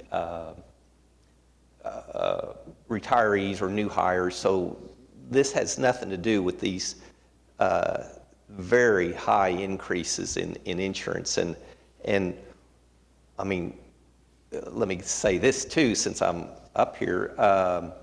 You know, the increases that the employees and retirees of Oklahoma City are experiencing, unfortunately, they are just very similar to what we're seeing in the private sector and throughout the state of Oklahoma. Insurance premiums have just, in my opinion, have gotten out of control. Having said that, Mr. George's request to postpone this for a couple of weeks, I don't see a problem with it. It's not going to dilute the resolution if we waited 2 weeks, Mr. Freeman's proposed resolution, if we waited 2 weeks and voted upon it when Ms. Berry comes back with a revised plan for the health insurance. So I don't see a problem with delaying voting on Mr. Freeman's proposal at this time for 2 weeks. I mean, it wouldn't go into effect until January 1st anyway. And as Mr. George pointed out, we're not hiring anybody. So if we waited a couple of weeks or more. David, what would you think about 6 weeks to December 20th? Yeah, I think as long as we do it between now and December 31st, from my perspective, unless we've got a potential person that we are going to hire and they're, you know, weighing the overall issues before they make a decision, I could, you know, I'm fine. We could do it the end of November, 1st of December. But we could also pass the resolution today and then pass a different resolution that would change this resolution. So. Yes, sir, I understand. And the second thing is, you know, we can't really go forward with addressing the needs we heard last time unless we know we're going to do this. Because this is what allows us to reset the clock and help the employees that we heard so passionately from 2 weeks ago. I agree. I mean, from my perspective, these two changes in this resolution are completely common sense, that nothing's going to change my mind in 2 months. So I don't see any actual reason to delay it. It seems like it's harder to undo something once you pass it. I can't recall any time where we passed something and then modified it 6 weeks later. I mean, maybe I just don't remember it, but. Uber and Lyft regulations. What's that? Uber and Lyft regulations. Yeah. We passed them and then we undid them. Okay. I can see that, the idea in passing it today, but it seems to me this is a matter that has such gravity that there's nothing wrong with waiting 2 weeks to do it. It's I think out of respect for the employees and the impact it'll have on future employees of the city, waiting 2 more weeks and talking about it and giving people an opportunity to weigh in on it again is not a bad idea. I think 6 weeks is too long. I don't want to wait until just the last meeting in the year where we don't have any opportunity to do it, but to the next meeting seems to me to be not unreasonable. And a secondary reason for that is we've got to untangle this resolution from the problems that most of these people in the room are interested in, which is the current employees and current retirees' premium increases. It seems to me, listening, I had to be out, so I didn't hear all of it, but to the extent I did hear it, it seems to be tangled up with the premium increase for retirees, and we've got to somehow make sure people understand this doesn't have anything to do with that. This has to do with self-preservation. This basically has to do with the country's lack of an ability to come to grips with health care costs. And it's not an Oklahoma City problem, it's a USA problem. While I was outside, I was talking to those young people that had been here from France, and I asked them what kind of a health care. They have a single payer system, and they're very satisfied with it. They're not flying to USA to have an appendectomy. You know, they don't pay $1,000 for a pill. So I mean, it's not an Oklahoma City problem. It's a national problem in how we deal with health care. Oklahoma City is just trying to survive inside that paradigm, which has been created for us by someone else. I think we have to pass this at some point in time. I think 2 weeks is not is respectful of the kind of attitudes that people have about it and the need for people to know more about it. I don't think we have a choice but to pass it. It's a shame because what's left of the middle class in this country are people that work for municipalities, state governments, federal governments. That's what's left of it. And to a large extent, it's built on health care. Is people have health care and pensions. And I think this is just one more whack at the middle class to do this. But I don't think the city has a choice. But I would move to defer it for 2 weeks. Okay, we have a motion and a second. Any comments on everything we're talking about? I think it needs to be passed too. I think Craig, I know the hours he and his staff have put into this, and that presentation was outstanding today, Craig, and made sense to me. But what I'm so devastated about is our federal government, our president, our Congress, our state government cannot propose any meaningful solutions to where we find ourselves today. And my heart goes out to our employees. My heart goes out to small businesses that are trying to survive. But we have to keep moving forward to make sure that we are able to provide basic services to our citizens. And no one is giving us any alternatives. No one is giving us any other options. We are on our own on this, and we've got to strike quickly. Mayor, I'm sorry, I really can't speak very well, but I just would like to reiterate what David said, which is there is not a direct linkage between these two issues. Craig came to us, I really think it's more than a year ago that we began to talk about these alternatives. And George, I recognize it may seem like a linkage because of the timing, but it really is not true. I believe with James that we have no alternatives. We have to pass this, but I am willing, with respect to this conversation, because it does seem intertwined, that perhaps we wait 2 weeks. I'm not in favor of waiting any longer than 2 weeks because we need to be able to implement by January 1st, but I could live with 2 weeks. Okay. We have a motion and a second on the table. Everybody ready to vote on the deferral? All right. We're voting to defer for 2 weeks. And the deferral passes 7-2.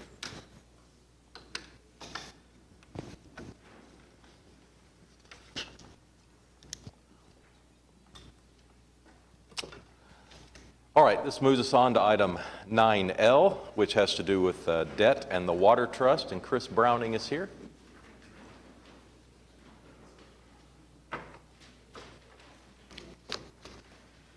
Morning, Mr. Mayor. Morning. Members of the council. When the Clean Water Act and Safe Drinking Water Act were promulgated, they set aside funds for the federal government to pay for water sewer projects. In Oklahoma, that program is administered by the Departments of Environmental Quality and the Water Resources Board. Also in Oklahoma, the beneficiary of a public trust must approve any increase in indebtedness of its trust. So the resolution in this agenda item fulfills that requirement for the city of Oklahoma City. For each parity revenue bond, we're required to set aside an additional 10% in escrow. And so when we get a revenue bond, we have to get 110% of what we really need and pay the interest on that full amount. On the state revolving loan program, we don't have to do that. We get a loan for the amount, and we don't have to do that 10% set aside. So there's a savings of interest during the term of that loan.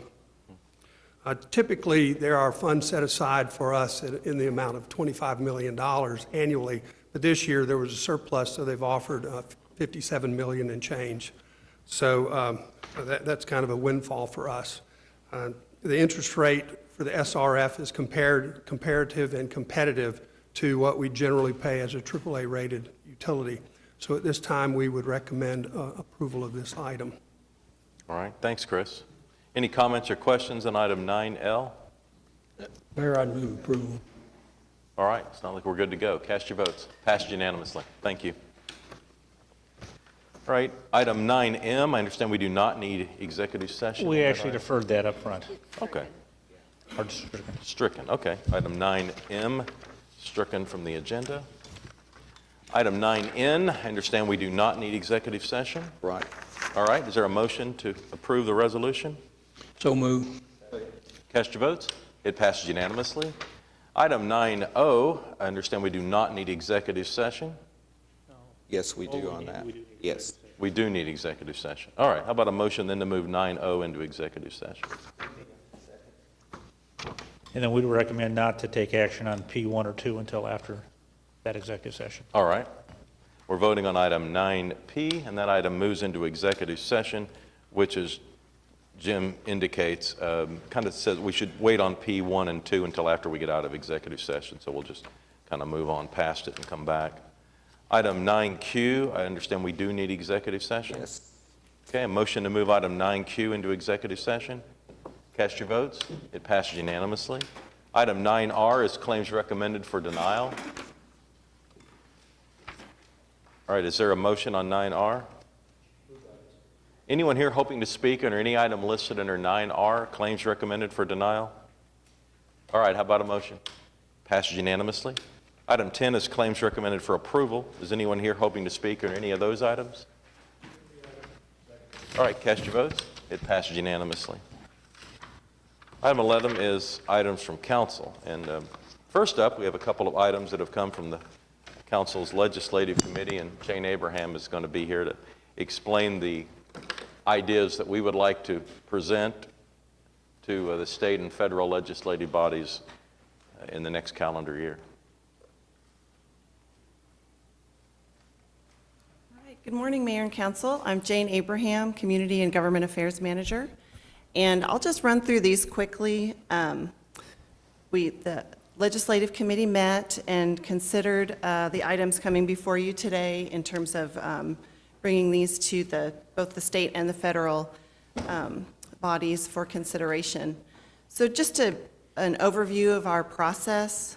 The city manager sends out a request to department heads for items that they believe require a legislative fix, either on the state or the federal level. And then these items are considered by the Council Legislative Committee.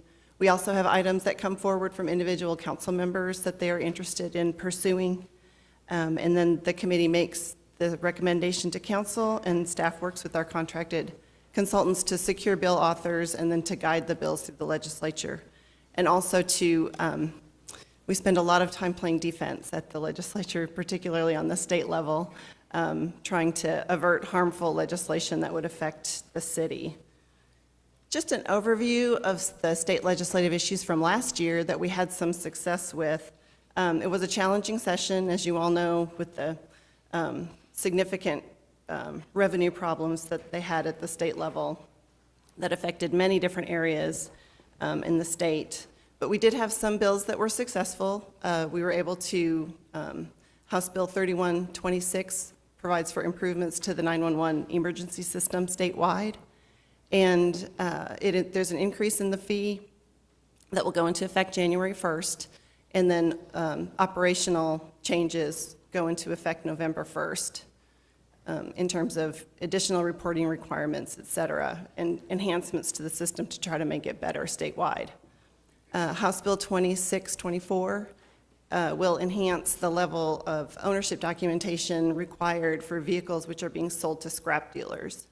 And this was brought forward by our police department in an effort to try to affect car stealing, essentially, so that there would be more than just a bill of sale required. They would actually have a certificate of ownership. House Bill 2553 addresses billboard relocation permits, which are issued by ODOT, to take municipal zoning into account. And that will also go into effect November 1st. And then House Bill 2531 will enhance the effort to collect internet sales tax on remote transactions. And this is a voluntary effort, so we still need the federal legislation in order to be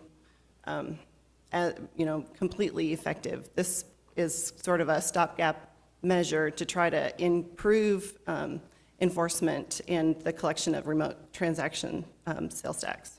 Jane, do you happen to know the details of that enhanced effort?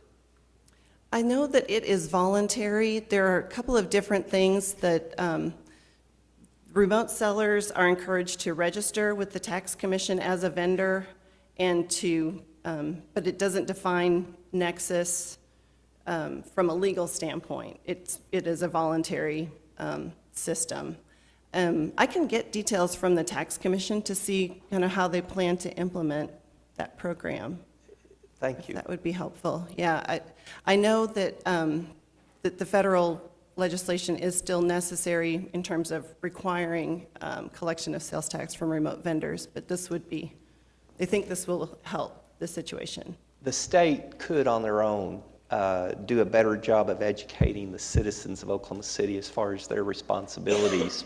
They've just chosen not to, so I'm interested to see what their idea of enhanced effort to collect include. Okay, sure. I'll bring that forward.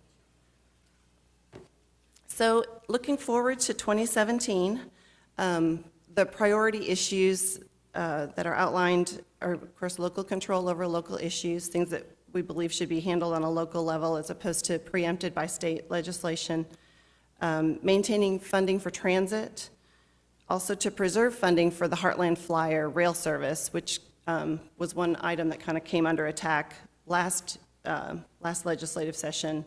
And there will be an interim study tomorrow to discuss the Heartland Flyer and how important it is to all of the different cities along that route. And then the last priority issue is to monitor efforts to exempt sales tax on existing tax base and also encourage efforts to diversify revenue for municipalities. In terms of our initiative items, and these are essentially defined as bills that we will seek authors for and bring legislation forward. The first is to provide for community service program for indigent defendants, and that just kind of fills in kind of a loophole where judges would be able to assign community service for those defendants who are not able to pay their fees and fines, that community service would be an option. The second is to create a task force to examine revenue and budget policy at the state and local levels. And this was the issue that Councilman Greenwell and Councilman Stonecipher had brought forward. And the third item is enactment of real ID compliant driver licenses. And this is an issue where Oklahoma has not been compliant with this provision, and we've continued to get extensions from the Department of Homeland Security, but those have now run out. And so we need to have real ID compliant licenses in order for those licenses to remain eligible for people to use it to get on airplanes. And that's where we're very concerned from our airport standpoint and economic development in terms of having those compliant licenses. Jane, it's not just airplanes. Correct. It's military bases and, all sorts of other things. And that compliance is actually the first tier, and we didn't get an extension on that. So now, Oklahoma driver's license will not be compliant to enter military bases, federal facilities, et cetera.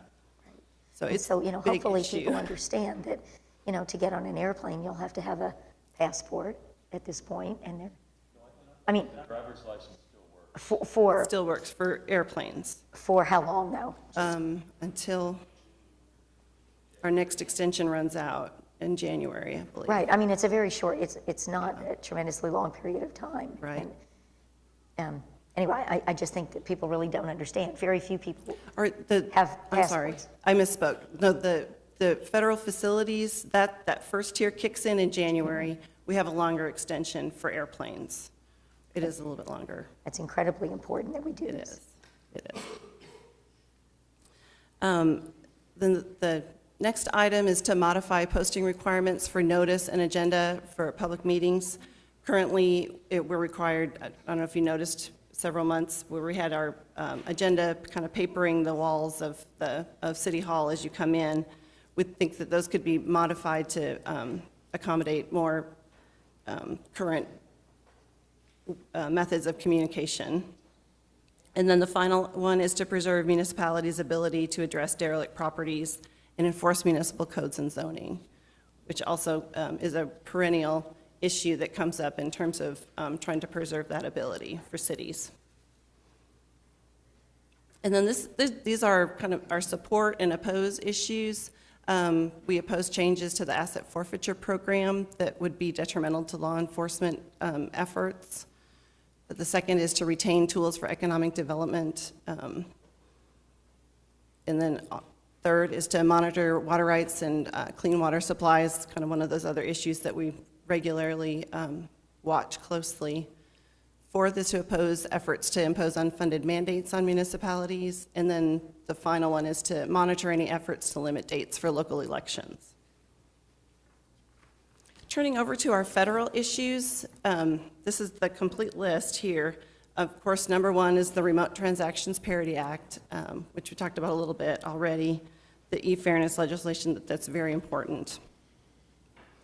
The second item is funding for transportation and transit, support for Tinker Air Force Base. There is talk that there may be a BRAC effort that comes forward, and so we continue to vigorously support Tinker Air Force Base. The fourth is to retain tax-free status of municipal bonds. And then we also need to support airport funding and also FAA operations, which is a big employer here in Oklahoma City. We monitor the Clean Air Act enforcement standards to try to maintain our compliance with the Clean Air Act. That's very important to us. And then we also support economic development and local grant programs, such as CDBG and the HOME program. The next one is extension and renewal of empowerment zone designation, or the different characteristics that takes on. And then the final one is to support Amtrak and passenger rail service, which is also important to our overall multimodal transportation efforts. So I will entertain any questions. All right. Looking at the federal legislative agenda. Comments or questions? I mean, to me, by far the most important issue of many important issues is the local control for local issues. And I just don't know how insanity is doing the same thing and hoping for a different result is said and it applies here. I don't see that we have any chance of that working with so many different corporate entities not wanting to fight in each city and wanting to do things at the state level. Groups like ALEC wanting preemption, and it's clearly this legislature they've done it time and time and time, year after the past 5 years and longer. What options are there outside of just lobbying as we've done? I mean, what could we do different with other municipalities or? Yeah, it is. It's a significant problem, and it's a growing problem in some ways, just because of the legislature changes out.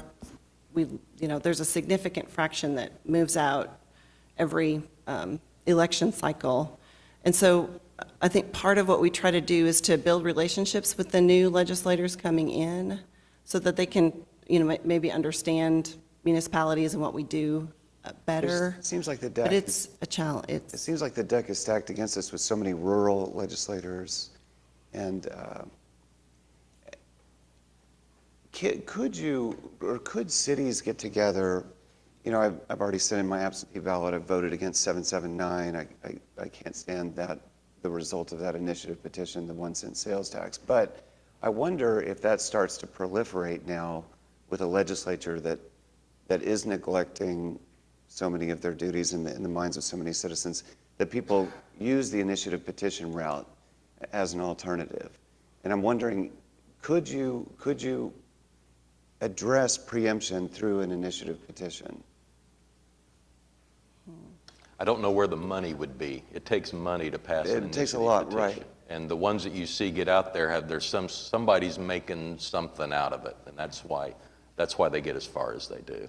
Could cities be involved in something like that, or no? That would violate our. I really don't know. Yeah. The bully pulpit, but beyond that, there's very little we can do. Yeah, it's an interesting idea. It is. You're talking And about we do changing the work- Constitution, basically. You're talking about a petition constitutional amendment on a state question. Right, to allow cities to determine their own self-determination.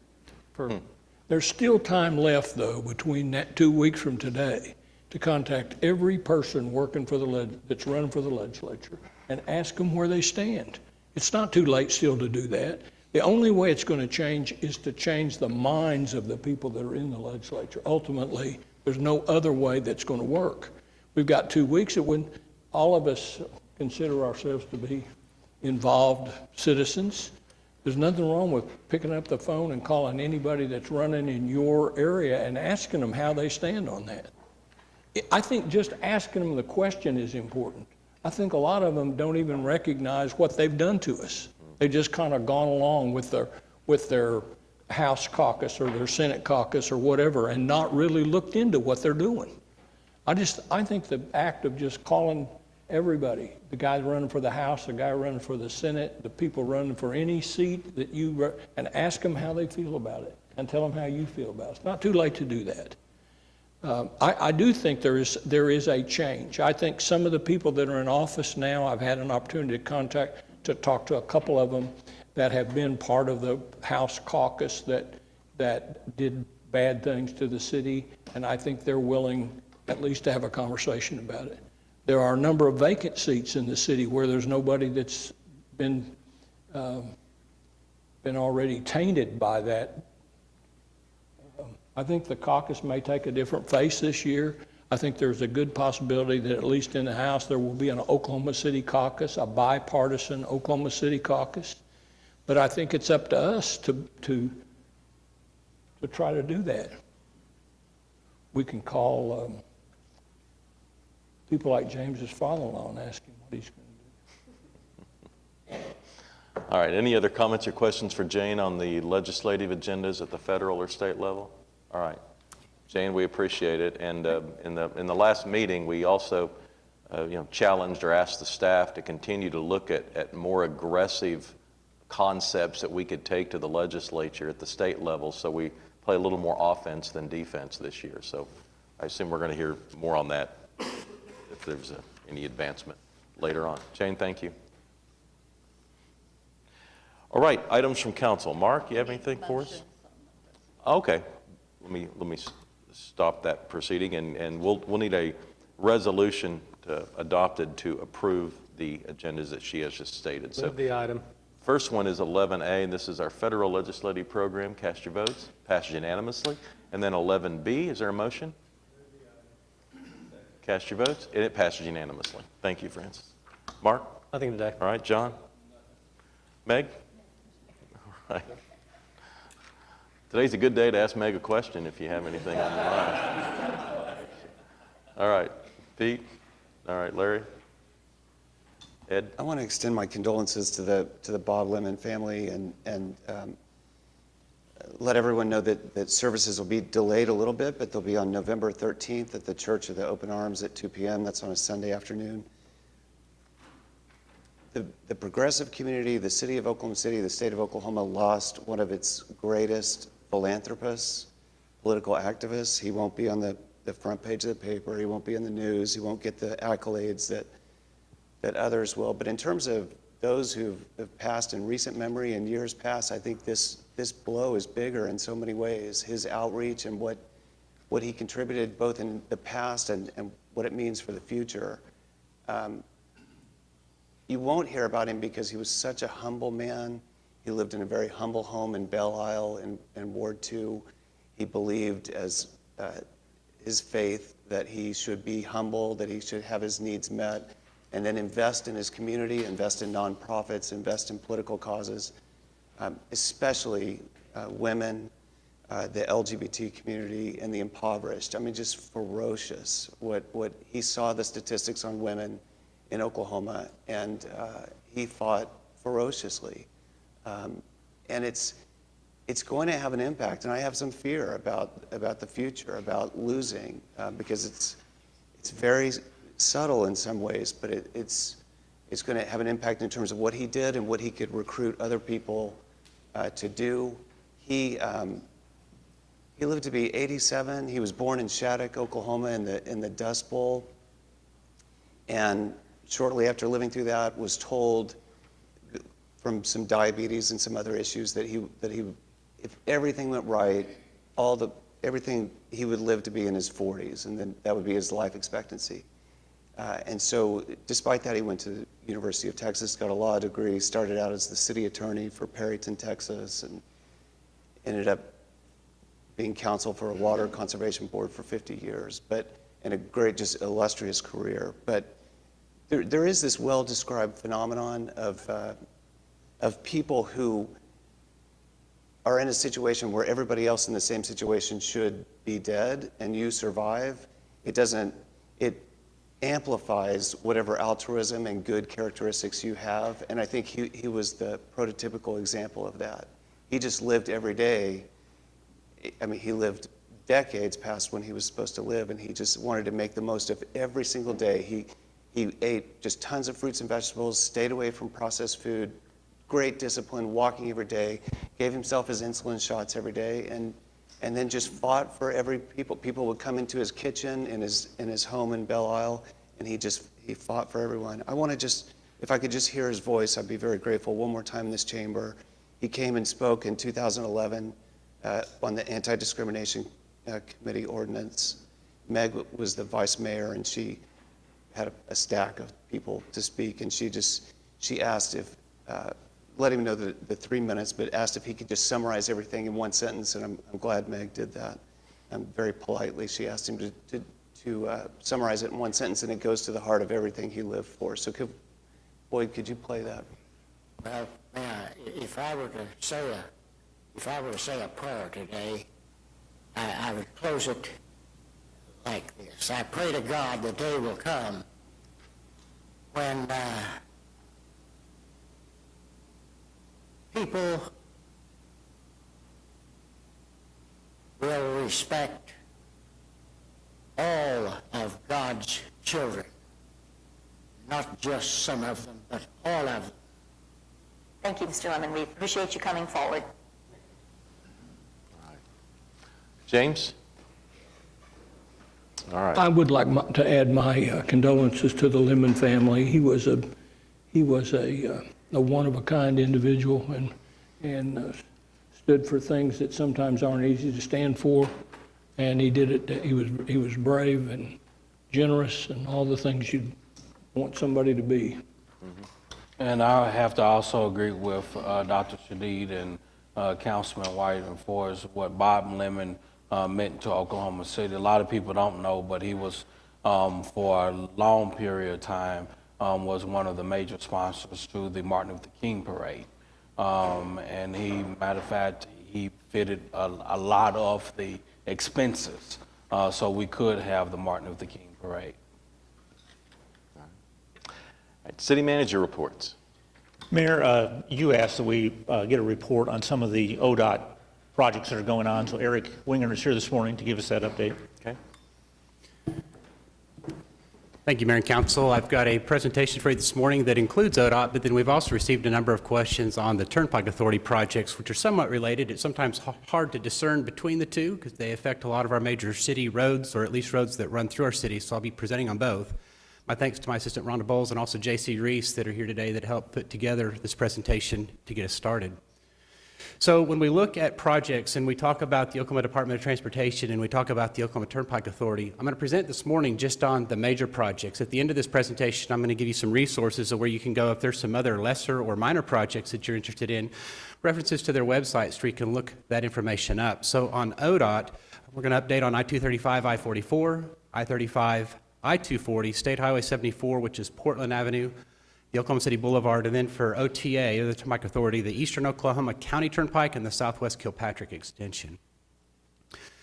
So the work on I-235 and I-44, it's a considerably large project. And I think you're going to find that for each of these that I'm going to present. This one is actually constructed or being constructed in 7 different phases, with the first phase having begun back in 2011.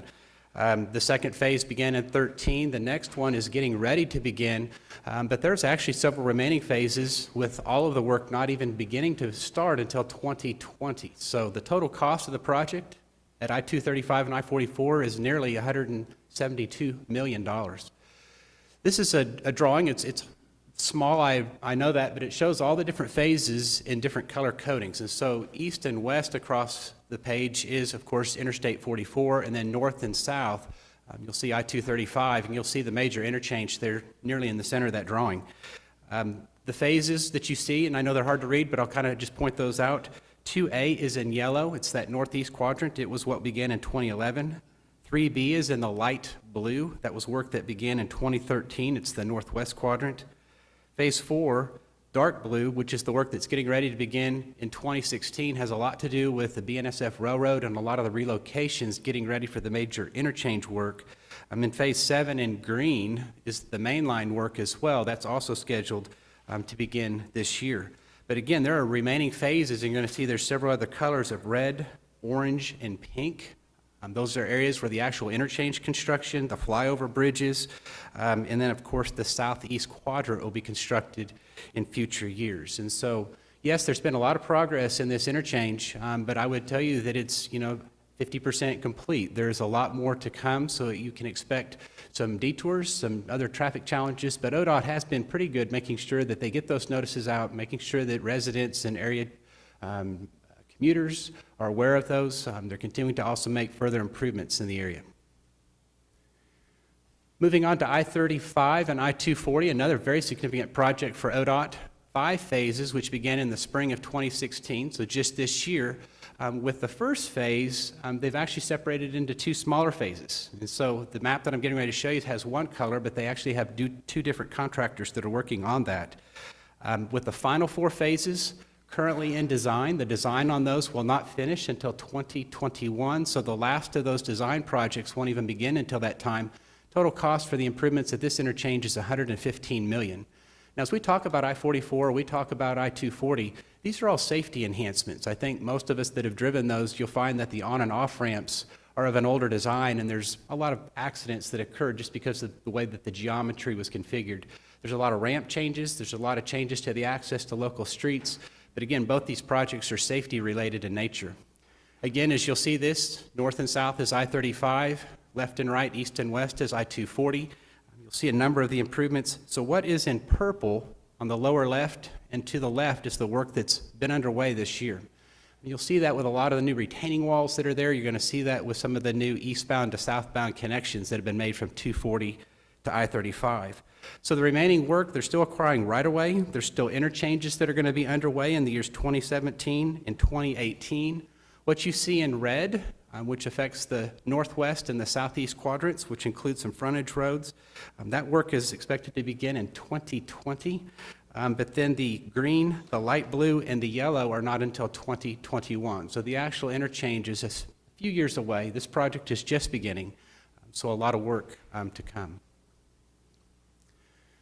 State Highway 74 is a project that I think, especially those in North Oklahoma City, have already taken advantage of. This is a project that was constructed in 2 separate phases. The south portion, which basically was just south of 150th Street to just north of 164th, that work has been done. So that completed this summer. But the second phase is scheduled to begin in early 2018 and complete in the spring of 2019. The total cost for the second phase is $29 million. This is the work that's been completed. So north is to your right. The street that you see nearly in the middle is the northwest 150th, and the street north-south, up down on the drawing, is 164th. So virtually everything left of the red line, that is the completed work. The major component of the work that was done was actually a new overpass at 150th Street. And you'll see that they also built the new alignment parallel to Portland, so it minimized a lot of the traffic disruption. There was some, but it minimized the disruption with a lot of commuting traffic on this corridor. This is what that new overpass looks like. It's obviously significant. One of the advantages of a grade-separated overpass is that there's about 27,000 vehicles a day that are on this State Highway 74, this section of Portland. This allows there not to be an intersection or a light there, so it allows that commuter traffic to come cleanly through that very heavily traveled intersection. This is the only overpass that's planned on the project, so as we start talking about Phase 2, this was one of the most significant improvements, and I think area residents have already taken advantage. The work on this was about $34 million for this section. Now, this next 3 slides I'm going to show you is the work that's up and coming, and this is going to be the Phase 2 work. This first slide, just to the left, is 164th. What you see in the middle of the page is 178th. This is the first portion of that work.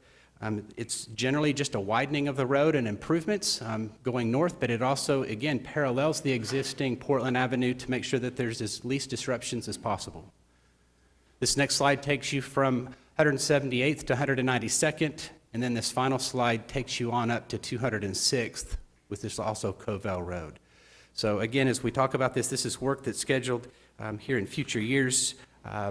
We've got about 50% of it complete, and the city's coordinating very closely with the ODOT work, making sure that we take advantage when we can.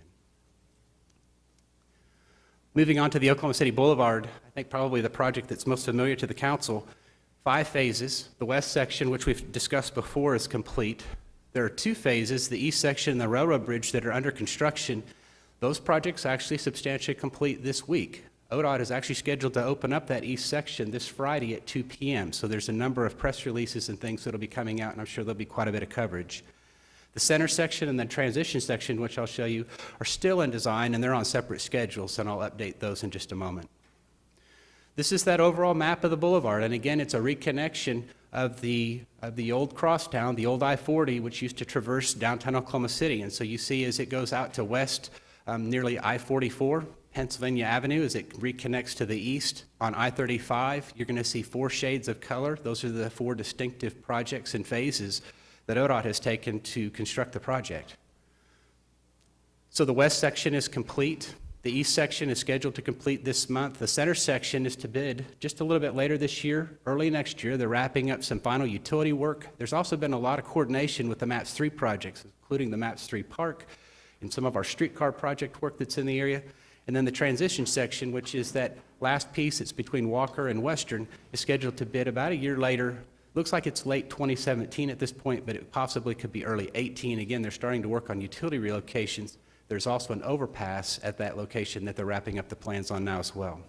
Eric, can I stop you there on the boulevard, on the, Yes. on the east connection, the intersection at Oklahoma? Is that going to be open, or what's the status of that? So there is an intersection or a partial intersection that will be open, but it will not connect to the north. So at this time, we do have an Oklahoma Avenue project that's scheduled to be completed by the city of Oklahoma City.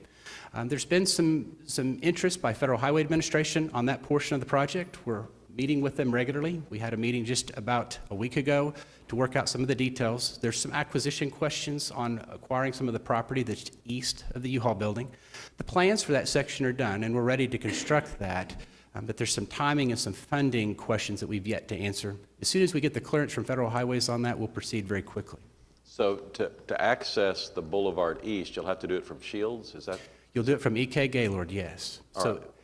What about the south side of the Oklahoma intersection? Is there any connection there that'll be open? So at this point, there is not, but we do anticipate future connections, obviously with the potential growth and development in that area. The intersection is going to help service that once there's some determinations made on exactly what it is that the need is. Okay. So as we look at that intersection, we need to know, how wide is that intersection and some of those things depending on the amount of traffic and access that we want. But we're prepared to do that just as soon as those decisions are made. Okay.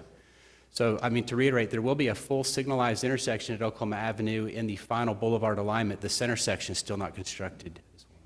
Eric, maybe you should poll the council, not today, but sometime in the near future, because in the central section of the Oklahoma City Boulevard, it's my understanding that some of the lesser traveled north-south streets will actually dead end to the boulevard. Is that a correct assumption?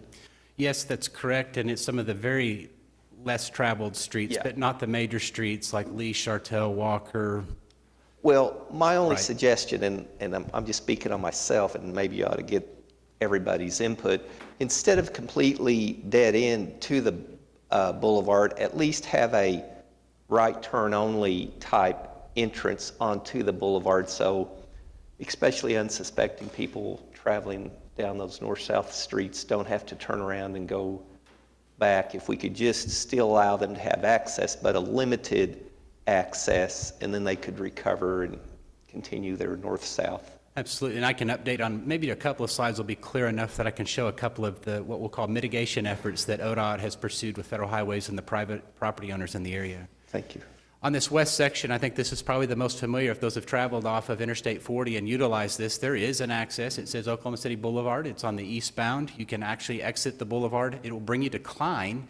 It does put you to Reno Avenue at this point, but you can also use Sheridan Avenue to Klein to get back onto the boulevard. And that's what you see on the far right-hand side of this drawing. The work is complete. There have been a few questions about the turnover to the city. This is still an ODOT facility. It's not yet been turned over completely to Oklahoma City, but working on that very soon. Again, this is the first portion that was completed just a couple of years ago. This is Eric, I'm sorry. On that portion that's still to be turned over, is there any way to get the lights turned on? So ODOT is working on that. They're having some vandalism issues, and the wire is being stripped about as quickly as they can get it replaced. And so they're working on a new lockable system that will hopefully lock up those wires to keep them from being pulled as soon as they're installed. But the answer is yes, we do know that's an issue, and we're trying to work with ODOT to resolve that. These are some of the renderings, and this is the rendering that you can expect once we do finish that west section connection. This is looking east over Western Avenue. And so when we talk about the boulevard, I think we've reiterated this is a two-lane each direction facility. This is not a highway. This is a city street. It's going to be tree-lined. It's going to be very much like our downtown Project 180 streetscapes, but it is the boulevard, and it's going to allow that direct downtown access with a lot of north-south opportunities to get onto and off the boulevard. As we look at the east connection, and you'll see the white spot that's on the drawing, just as the mayor had commented, we have Oklahoma Avenue with that connection that is planned to take us from the boulevard all the way to Reno Avenue. So that is the one piece that's not 100% completed at this time. The plans are complete, but when ODOT opens this facility on Friday, from EK Gaylord, you will be able to access Interstate 35, and from Interstate 35, you'll be able to access EK Gaylord. So there's quite a bit of planning that's gone into this. You will see that a portion to the right is elevated, so it does have to go up into the air to get over the canal. So those that haven't traveled that, you will go up and get onto I-35, much like you used 2 years ago when there was some access in East Bricktown. The most significant piece of this project, and this was the BNSF bridge construction, this is what you could have seen from the air. This is at EK Gaylord looking east, but you can see the mass excavation. They actually dug underneath the railroad tracks to gain that clearance necessary to actually make that underpass. So the railroad remains in place. You'll see here that they had a shoe fly, which is on the top side of that drawing, that allowed train traffic to proceed as normal. But this has been fully restored and reconstructed. The old tracks, we get questions from this. The shoe fly will stay in place. It was planned to be integrated with the intermodal transit hub. This would potentially be the new corridor for the north-south connection for commuter rail, possibly to South Oklahoma City, onto Moore and into Norman at some point into the future. But the tracks that you see there are those shoe fly tracks that were part of that planning. This is that core section, and so this is the section, EK Gaylord on the right, Walker Avenue on the left. You'll see the north-south intersections, and you will see that Harvey Avenue is not connected at this point on this drawing. There have been some changes. Previously, that was formerly the convention center site that was being pursued on the north side, and there was a closure of Harvey planned. What's not shown on this drawing is we will be reopening Harvey as a part of the boulevard opening, and so there will be construction to maintain access to that street. You'll see that there's some minor driveways. If you look at the south edge of the new boulevard, you'll see there's a driveway into the OG&E parking lot that was part of the mitigation. There's very few drives on the boulevard, and no new drives are anticipated. We're hoping that they'll use side streets for access. But there's also one drive that you'll find just east of Walker to access that existing private lot as well. But for the most part, the north-south accesses through this core section have been maintained, and you're going to see those major streets of Broadway, Robinson, Harvey, even though it's not shown, Walker, Hudson are all maintained. And these would be fully signalized. So this would be an example of what one of those would look like. This is Southwest 3rd. This is right at Walker Avenue. So again, as we talk about the integration into downtown and Project 180, tree-lined streets, much like you'd expect, much like you see today on Reno Boulevard. And again, looking for development opportunities and things that would come in the future, including the MAPS 3 Park, the Convention Center, and other streetcar private options. This is at grade looking east. Of course, this is the Chesapeake in the left side of the drawing. So at Robinson Avenue, you'll find, again, continental crosswalks and a lot of those things that have been shown previously. All that has been maintained and included in the final plans. This is the final section to be completed. And again, I mentioned that the bidding on this is about a year away. So there's a lot of complications in this section, the biggest being the overpass over Western. That's what you see in the two small green boxes. You'll recall the work that the City Council and City staff did years ago to make sure that we shortened that overpass as much as possible. It was originally proposed as a 1,000-foot long overpass. It was reduced to about 300 feet, making sure that we had access. The largest intersection right in the middle of the page is Reno Avenue. So there is an intersection at Reno where the boulevard crosses, and it's at grade and signalized. But you'll see that there are some challenges. One of those is Classen Boulevard does not reconnect across the boulevard. We actually transition it, as you'll see in the upper left-hand portion of the drawing. Classen turns into Western as it approaches the new interstate that's just off the page to the south. But you'll see a lot of the smaller interactions, the small connections, and some of the things that Councilman Greenwell just brought up. ODOT has worked very closely with a lot of the adjacent property owners to make sure that their accesses have been maintained. One of the biggest changes not shown on the drawing and coming out of the public meetings that were held, Chartel and Lee, which are the two intersections on the farthest right, there will be full intersections, even though those show as being separated on this drawing. This is the latest from ODOT, but those are actually connected. So you'll be able to go north and south on Lee and north and south on Chartel across the Oklahoma City Boulevard project. This is that intersection at Reno. It is at a kind of an awkward angle, so there are some limitations on being able to, say, do a left turn in certain directions, but you do have full access and a full intersection that are signalized. And again, we're talking city street at this location, 25 miles an hour, much like you'd find in other areas of downtown Oklahoma City. So those are going to wrap up the four major ODOT projects. We do have two projects regarding the Oklahoma Turnpike Authority that I thought I would go ahead and present today. There's been a lot of questions on these. The first is the Southwest Kilpatrick Extension. This is that drawing that you see here. I think some of you have hopefully seen this. I know Councilman McAtee is most familiar with this as it traverses through Ward 3. What you generally are seeing here is a connection from Interstate 40 to State Highway 152. So Interstate 40 being nearly at the top of the drawing, State Highway 152 on the lower right-hand part of the drawing. You'll see that there's a number of connections. You're going to see some interchanges. The interchanges are what are identified with the yellow circles. So on the drawing, I know they're a little bit difficult to see. Some of those interchanges are half interchanges. Some of those are full interchanges. This is a 7-mile project. Estimated cost is about $190 million. And again, it's promoting a lot of that new access. 4 interchanges include Southwest 15th Street, which is the one that's at nearly the top. It's a half intersection with a southbound off and a northbound on. The next one is at Southwest 29th Street. It's a half, and it's kind of a complement to the other half that's right there near Sarah Road. But you'll see that they've got 2 half interchanges right there at 29th and Sarah. The next is at Southwest 44th. And then the final one is a full interchange at Morgan Road. And so there's a lot of work that's still underway with this. This is their final alignment that they're working on design drawings now. The 2 projects really have the same schedule. They're trying to complete these within about a 3-year time period. So we're talking 2020 as what they're shooting for as a completion date. Now, obviously, they don't have construction underway, and there's some other works in progress. The most challenging part of this project is the crossing of Mustang Creek, which is identified with kind of the yellow area or orange area nearly in the middle. They're working on the overpass and the construction, floodway mitigation, and all those parts of the project. This is the Eastern Oklahoma County Turnpike, and so as we turn and look into what's part of Ward 4, the majority of this is actually, it's 21 miles of work. There's only about 2 of it that's in Oklahoma City at the very bottom of this page. And so Interstate 40 at the bottom, the Turner Turnpike at the very top. So just about 2 miles right there near the bottom is all that is in Oklahoma City. There's 1 bridge required on this section. There's been a number of protests from property owners on this. And so I know that OTA is challenged, and so they're working through those issues with various property owners. So this is just east of Luther Road. So to give you some bearing on the connection to Interstate 40, it's just immediately east where there's going to be an interchange at Luther, and then for approximately 2 miles, it's in Ward 4 when it then goes north on up to the Turner. So those are the major projects, and so I've put onto the screen, there is a list of projects on the ODOT website at www.odot.org. There's also these 2 web addresses, pikepass.com and drivingforwardok.com, that are the OTA points of access. As we look at the next slide, ODOT's probably biggest piece of information that's on their website, and this is what their website looks like, is they have just recently published their 8-year plan.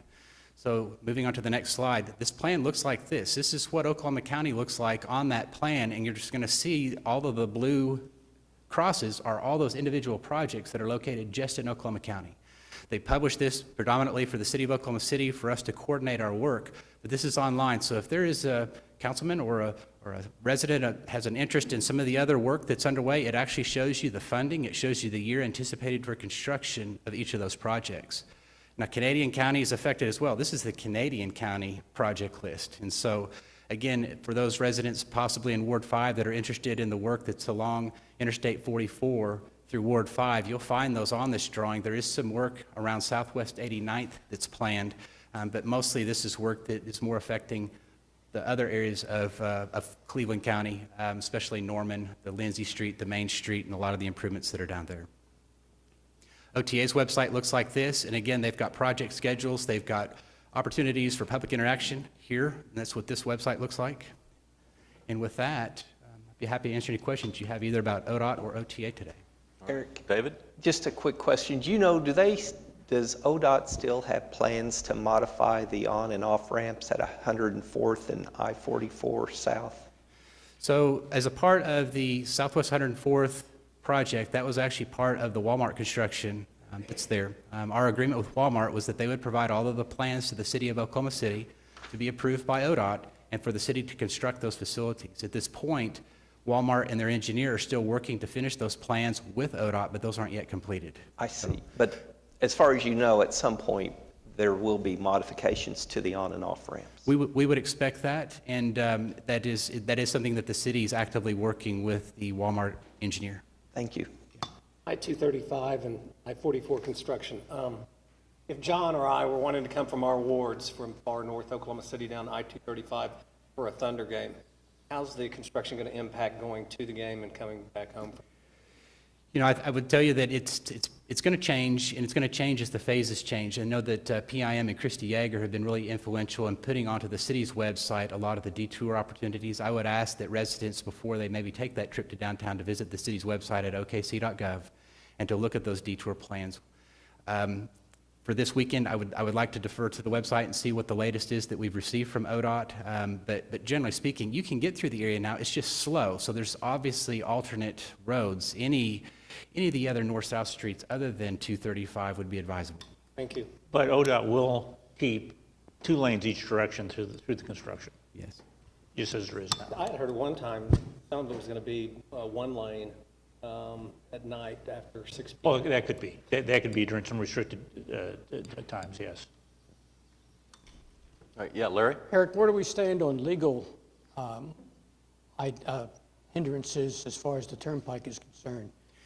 You know, so this is information I've received from OTA. I believe that they're progressing very well on the the Southwest Kilpatrick extension. I think things have gone reasonably well on the West Oklahoma County work. On East Oklahoma County, they're extremely challenged, and so I think if you'll visit the OTA website, you'll see there's a complete write-up from OTA there on their current status, which it looks like there may be a few delays on that east.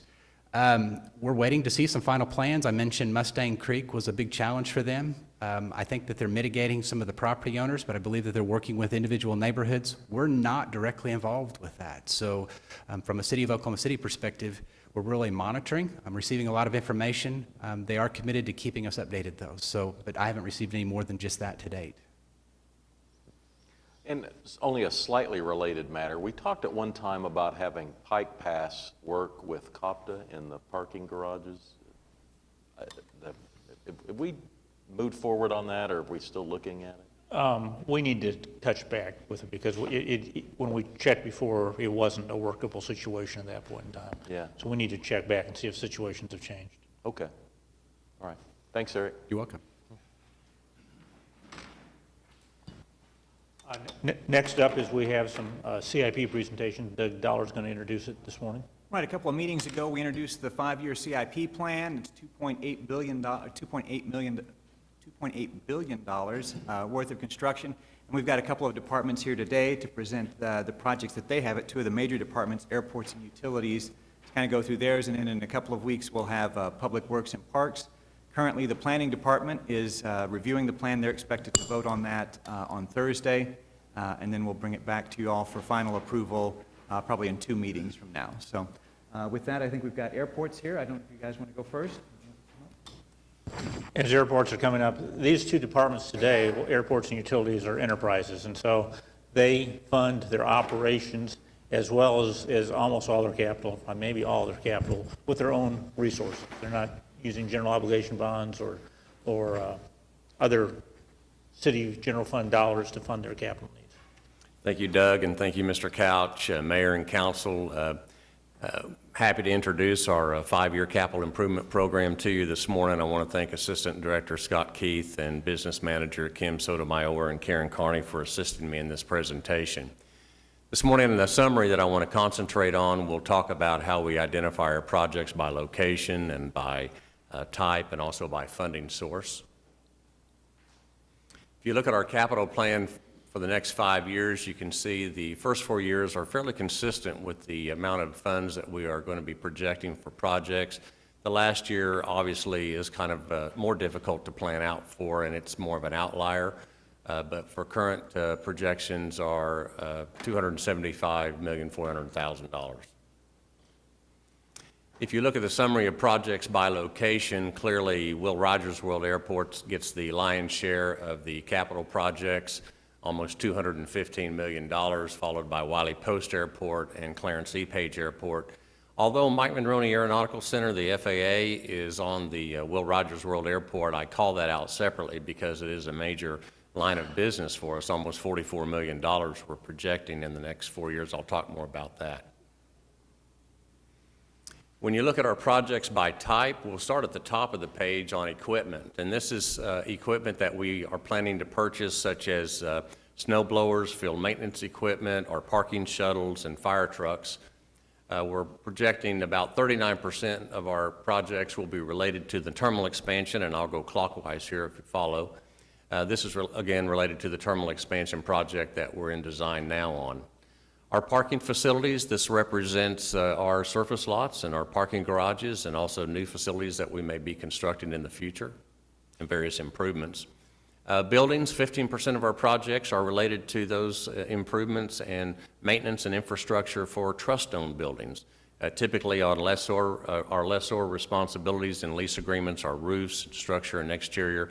It's also very heavy with regard to mechanical, such as plumbing and electrical. Our airfield projects mainly consist of taxiway and runway reconstruction or rehabilitation. Also typically includes airfield signage and various other pavement improvements. And then various infrastructure, 11% of our projects. The airport often, to facilitate infrastructure improvement or to facilitate development, we may construct our own roads and pavements. We sometimes construct our own water and wastewater facilities. And looking at our projects by funding source, again, starting at the top and going clockwise, 10% of our projects will come from the FAA's Airport Improvement Program. Because of our number of boarding passengers that we have at Will Rogers World Airport, we typically get about $4.7 million from the Federal Aviation Administration that we can use on runway and taxiway projects at Will Rogers World Airport. For the general aviation airports at Wiley Post and Clarence E. Page Airport, typically those projects compete with other airports and also by projects to determine whether they're eligible for funding. For Mike Monroney Aeronautical Center, 16% of our projects will be paid for the escrow account that Mike Monroney, the FAA, pays about $12 million into a escrow account, and from that we basically do a lot of infrastructure and capital improvement projects. In fact, I have 4 people just dedicated for those projects for the FAA. 30% of our project will be related to the passenger facility charge funding, and again, this is for the terminal expansion project, and it's also to pay for the recent checked baggage inspection system that we did last year and completed. And then 44% of our projects will be funded just from general revenues from the Oklahoma City Airport Trust. To talk about some of the ongoing projects that we have now, we have just started the early site package that precedes the terminal expansion. This is a project that eliminates the barriers that we have to do away with so that we can add on to the east end of the terminal building. This is to demolish the cargo building, which is a vintage 1960s building, and it's also to relocate various utilities. We have water and wastewater, as well as 2 private telecom utility companies that we've worked with and have agreements with to relocate those utilities. About an $8 million project with architectural and engineering and construction. We have about $550,000 that are in this budget for FY16 to complete the Taxiway H project. This is the north and south ends of Taxiway H. A few years ago, we completed the center portion. This is the furthest east taxiway, which is on the airfield, and it is a project that takes the asphalt, converts it to concrete, and it will allow it to be more weight-bearing for the larger aircraft that we anticipate using on the east side of the airport.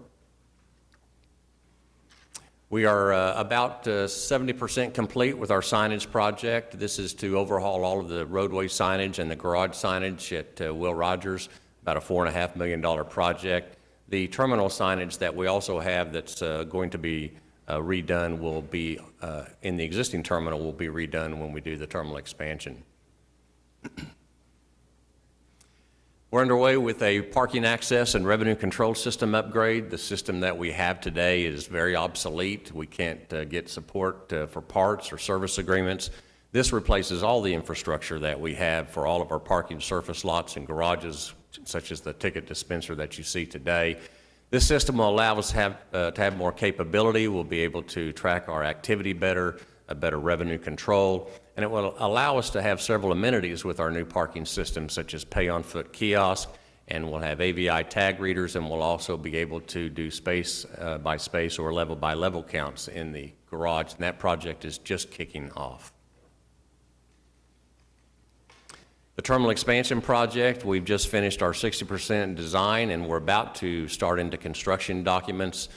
Just to remind you, this is to add on to the east end of the center terminal that we have today, and it's the beginning of a concourse that eventually will have 9 gates. We're currently projecting 4 gates, 3 airline gates and 1 larger airport gate for use. The main goals of this project are to increase gate capacity. We only have 1 gate left that's not leased by the airlines, and our long-term planning says think about expanding when you get to 1 gate that's not leased.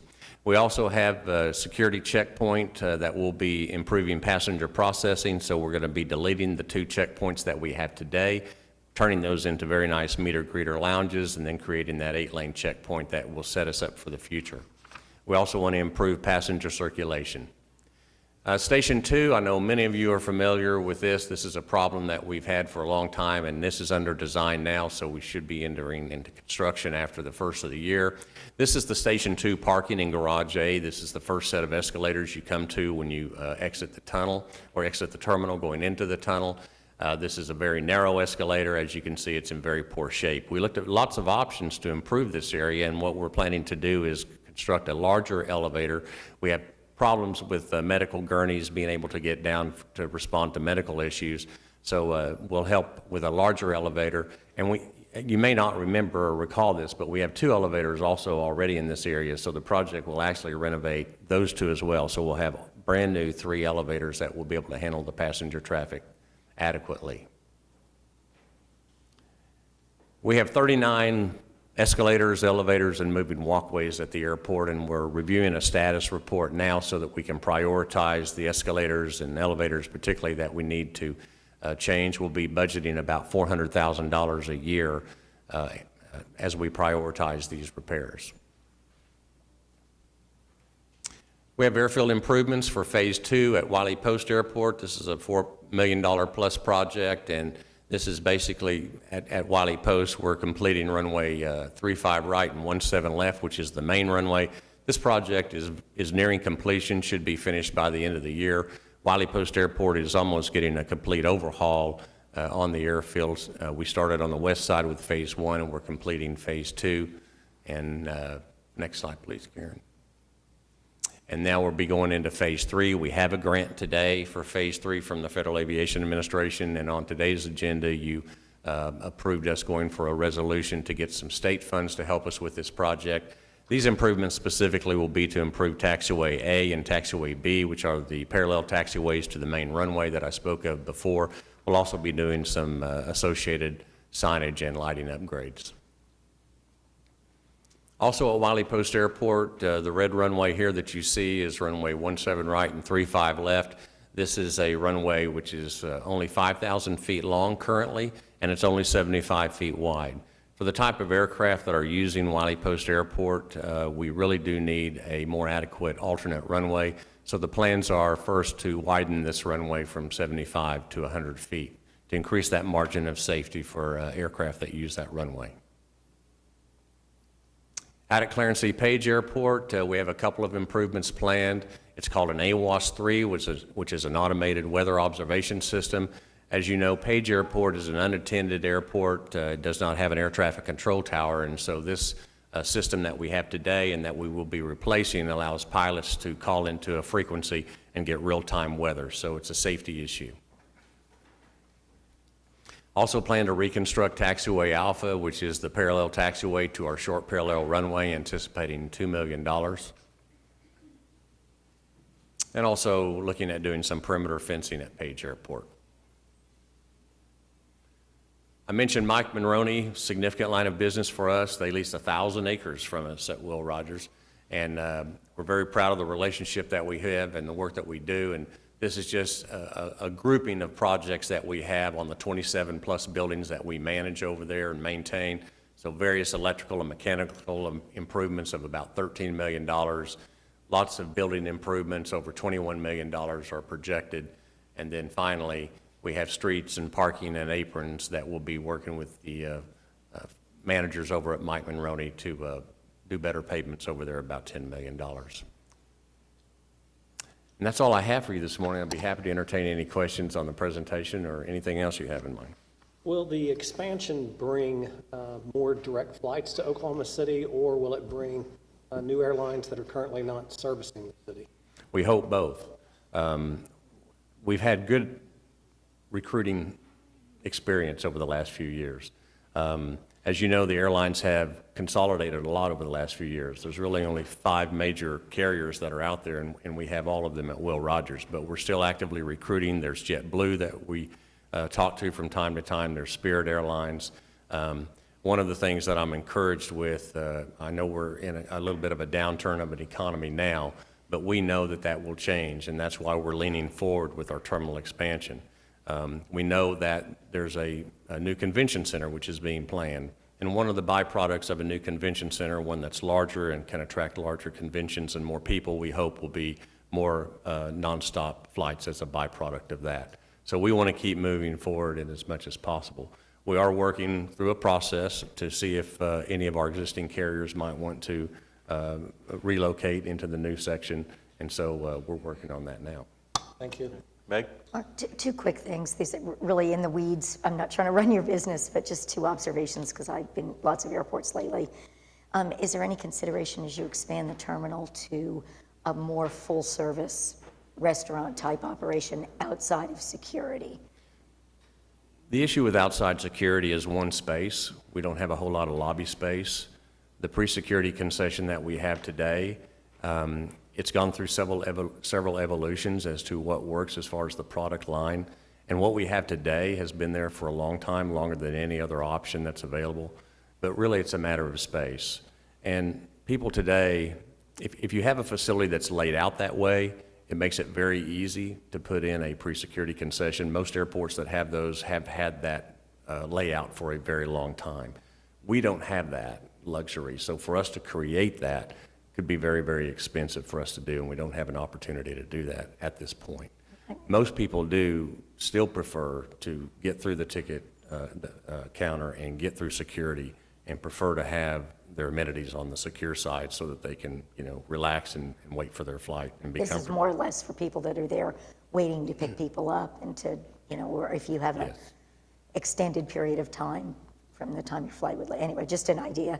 And the second is another random thought, but I use that tunnel all the time, and I love the improvements, in the window space. We've got fish and various, we have such an illustrious history of air and space things in our state. I just wondered if there might be an option to replace fish with aviation or something that would relate a little bit more to the place that we're in. So just a comment. I appreciate the question. One of the things I'd like to mention is in the meter greeter lounges that I mentioned, there could be some concession opportunities in those areas as well, because they're going to be essentially the security checkpoints that we have today, so if you can visualize that size. All right. Other questions for Mark? Exciting times at the airport. Thanks, Mark. Thank you, Mayor. Chris Browning? Sam is going to give the presentation today. Sam Samandi, Engineering Director for the Utilities. Good morning, Mayor and the Council.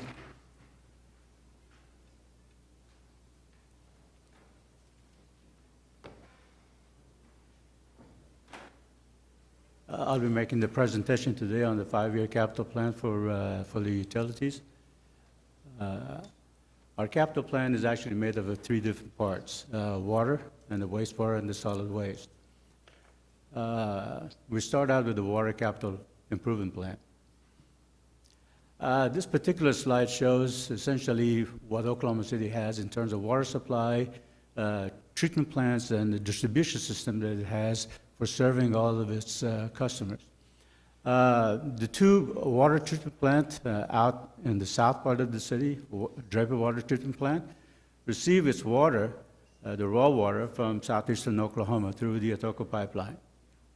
And on the northwest side of town, the Hefner Water Treatment Plant receives its water from the North Canadian River, and also that water from the North Canadian River also fills up the Lake Overholser as well. Oklahoma City has 3 water treatment plants: Hefner, Draper, and Overholser in the middle of town. And it has about 3,700 miles of water mains throughout the distribution system. That includes the small and large diameter pipes that serves the city. Our 5-year plan, as you can see, it adds up to about $988.2 million on the average. It's about close to about $200 million a year. As you will see, mostly it's related to the endeavors that we have on providing Oklahoma City a raw water supply. To give you an overview of the CIP, usually we try to take care of 5 different categories of infrastructure that we have. We want to make sure that we're never far behind in terms of making sure that the neighborhood projects are done. That's replacing very old deteriorated pipeline.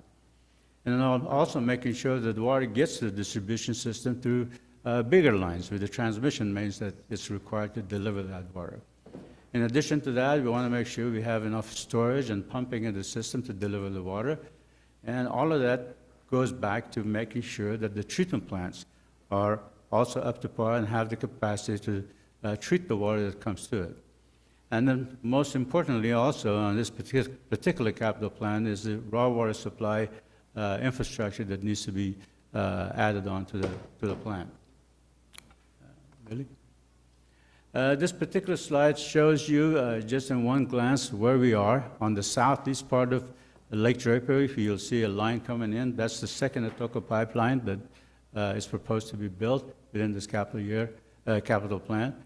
And then also, the center of the Oklahoma City will need additional pump stations and pipelines to deliver water from one site to the other. That is from the Draper area service area and the Hefner service area.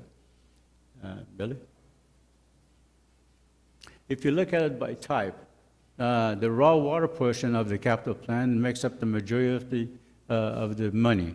It's about 59%, $584 million worth of capital improvement there.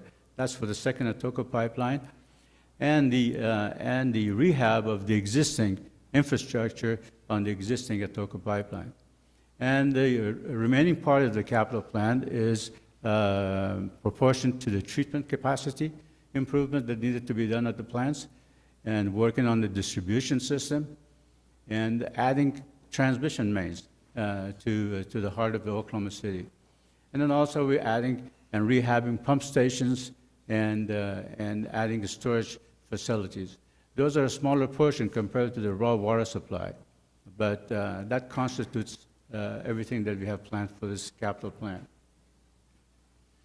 The neighborhood main replacement, we plan to replace approximately 10 miles of that stuff per year, somewhere around $36 million. And on the transmission mains, that's a little bit more because it's a bigger pipelines and it's about $136 million. Of very importance is the interconnect project between Draper and Hefner. And then also complete the extension from Hefner Water Treatment Plant out to the west of Oklahoma City. And the other one is the replacement of existing 72-inch concrete pipe. It's an old concrete pipe that breaks once in a while, and I'm sure everybody's heard about that in the past. So the idea is to replace that and add a lot more resiliency and reliability to the service that we provide. Water storage and pumping. This is also really important for us because we have some of the booster stations that we have in town. They're a little old. They need to get upgraded. And then also add additional storage to our system.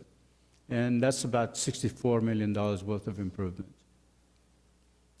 Other than the Atoka pipeline, this is probably the second most important type of project that we're doing in Oklahoma City, interconnecting the two service areas, the Hefner service area and the Draper service area. This is really important in terms of when you have drought, because the raw water supply in the north part of town is not very reliable during drought. So we want to be able to provide service and water to everybody in town through the southeastern part. So we have to build those infrastructure to accommodate that. And also, if you have unforeseen catastrophic events like big weather events, a tornado or something, if one of the plant is out, you want to be able to go both directions and serve the people. Yes. When will the interconnection be completed? The interconnection, the majority of it will be connected in this capital year. It's intended to be completed within 10 years. But the majority of it, if you see on the west side, that goes on council area, that's going to be completed within this fiscal year, this 5-year plan. As part of this interconnect, we're building two major booster stations, one on the east and one on the west side, shown on this slide in red boxes. And then we're also going to convert the Overholser water treatment plant into a high-service pump station. Once all of these connections are made, that can be done. So to us, this is really, really important because it adds a lot of resiliency and reliability to the service that we provide. On the treatment plant, these pictures show some of the major treatment plant projects that we are doing right now, and they're to be completed by the end of this year. We're working on Hefner water treatment plant, building a chemical facilities, chemical buildings, and we're adding an auxiliary pump station at Draper that provides a high degree of resiliency for us because we already have a high service pump station. This is another one. It increases the capacity of serving the distribution system to 150 million gallons a day. And then we're also adding sludge facilities at Draper Water Treatment Plant. That's supposed to be completed by the end of this year.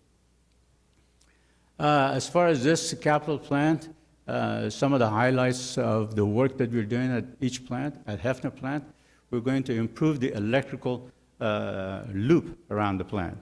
That's really important for us. And then also we're going to upgrade the ozone system and increase the treatment flexibility. That's a really an important deal for us because it allows us to treat at lower capacity. Most treatment plants are designed to provide high capacity of treatment, but we want to be able to also work on a range of flows, let's say 5 million gallons to 100 million gallons.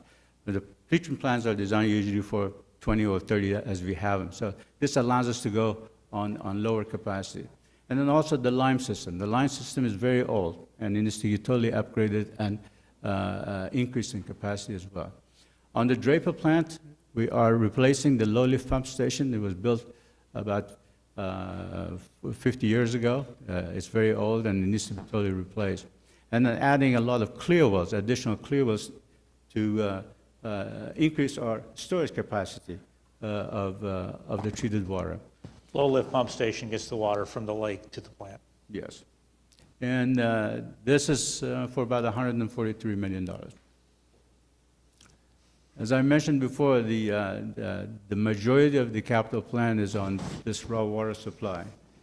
As you may have heard, we've been working on this Atoka pipeline for a while now. So the engineers have been retained to work on the various segments of the Atoka pipeline. That design work is in process now, and we plan to build this second Atoka pipeline in this capital plan. On the raw water supply side, as I said, there's also, we need to pay attention to the existing water line that brings in the water from Atoka. We need to add surge protection improvement facilities and replace the old steel balancing tank at each one of those pump stations. As you can see, the first picture on the top shows the existing Atoka spillway that's been damaged substantially during the rains, and it's been washed out quite a bit. So it's one of our bigger projects to make sure that that facility is upgraded and is protected, because the Atoka pump station sits just right about 100 feet west of that little chute that you see. So it's really important to make sure that that stuff is taken care of. And then, of course, the second Atoka pipeline. The design is underway. We hope to begin construction in 2018, early 2018, and we're working on the environmental studies currently. We think it's going to cost somewhere around $584 million. The total plan is about $988 million for the water. On the wastewater side, this particular slide shows all the major important wastewater sewer basins in Oklahoma City. The biggest one, of course, is shown in green. It's the North Canadian Basin. And the next one right next to it is the Deep Fork Basin, which pumps through what we call a Witcher pump station into the North Canadian Basin. Our biggest plant is at North Canadian Wastewater Treatment Plant on the northeast part of town. And then we have 3 more major wastewater treatment plant. One in down south is the South Canadian Wastewater Treatment Plant, and up north we have Deer Creek and Chisholm Creek. And then we have about 3,000 miles of wastewater lines or mains in Oklahoma City. Ellie? To give you an overview, we'll try to touch 4 different categories of work to make sure our system, our collection system, is up and running all the time. So we're going to do some sewer main replacement in neighborhoods, make sure the old lines that are deteriorated are rehabbed or replaced, and also make sure we have enough capacity in our collection system to carry the flow that comes into it. So we add relief mains to the system. And then we want to make sure that all the lift stations that we have are working properly and are able to lift the wastewater. And then also we want to make sure the plants have plenty capacity to treat all the water that comes to them. The capital plan for the wastewater, as you can see, is somewhere around $285 million, around $57 million on the average. This particular slide shows where we plan to be in terms of relief lines on all the major pipeline work and the pump stations that we got to do. If you see on the east side, we have a small wastewater treatment plant called Dungee. It treats a very small amount of water. We are converting that into a pump station and getting rid of the plant itself and pumping it all the way to North Canadian Wastewater Treatment Plant. That will be done hopefully this year. By type of projects, the wastewater pie, it divvies up into treatment plant. The majority of work is on the treatment plant side, about 54% of the work, $134 million almost. And the second biggest chunk of the CIP is on the interceptors. These are the relief lines we're talking about. These are large diameter pipes that parallel existing lines to carry flow. And then, of course, the pump stations and the other improvements within the collection system that needs to get done. We're also embarking on a wet weather flow management evaluation and improvement. That's really important because every time we have huge rainfalls in Oklahoma City, we want to make sure what is the right way to carry or treat this additional water that gets to us. So we make sure the plants are not inundated and the collection system is not causing sewer backups and stuff. So this study hopefully directs us into a better way of dealing with that. Sewer reconstruction, replace and rehab old sewer lines in town. Another big project that we have is the separation of combined sanitaries and a storm system at Stockyard. That's probably the only location in Oklahoma City that's got a combined system, and we need to make sure that that's separated because it adversely affects the capacity of sewer lines downstream of the facilities. And then also, we have budgeted additional work to cut, to abate the infiltration into this sanitary sewer system. Sanitary sewer systems are designed usually to carry the wastewaters that is generated in the system, and a little bit of, what do you call it, inflow from a storm or groundwater and stuff like that, but they're not designed to carry storm sewers. So we want to make sure that our system is improved all the time and buttoned up so there is no leakage into or out of the system. So we have about $22 million to help with that effort. As I said before, we need relief lines, so we'll be working in two basins mainly, the North Canadian Basin and South Canadian Basin, to install large diameter pipes to help with that. That's about $77 million. Lift station improvements, as I said, we have a lot of old lift stations that need to get upgraded. We have about $10 million allocated for that stuff. What you see a picture of, but if you go back, thank you. This is a picture of a new backup electrical generator at the Witcher pump station that we have recently installed. You know, we as a big project that we did in the past couple of years was trying to protect the Witcher pump station. So, because in the previous huge rainfall in 2010, it essentially inundated the Witcher pump station. So we built a diking system around it, and it worked great under the previous huge rainfall that we had in 2013. So as part of that project, we also installed electrical backup system to make sure that the system runs. The treatment plant improvement, this is a very big project for us in the next 5 years. The existing capacity of the pump station is about 6 million gallons a day. We're almost touching that capacity right now. So this project that we have is going to increase the capacity of the treatment plant from 6 to 9 million gallons a day. And it also allows us to treat the wastewater that comes up with a higher stringent requirement that is being established by DEQ that we need to comply with. So this is a big project for us. Wastewater improvements, we're going to do electrical upgrades on all the plants. And at Chisholm Creek, we're particularly going to change a bar screen and then improve the disinfection system there. And there's some work in terms of rehabilitation of various items at Deer Creek that we have to keep up with. But with the flow evaluation, I talked earlier about that. That's a really important project for us to do. And then we have money budgeted for odor control issues that might arise, somewhere around $120 million. The total is $285 million on the wastewater side. If you put both of those together for the Aquat side of the ledger, you're looking at about $1.2 billion worth of capital improvement projects. On the Oklahoma City Environmental Assistance Trust, OCET, we have about $18.7 million to buy capital equipment, trucks and vehicles that you see there, and also buy about $19 million worth of cards. The total capital plan is about $37.8 million for OCET, and somewhere around $7.5 million on the average.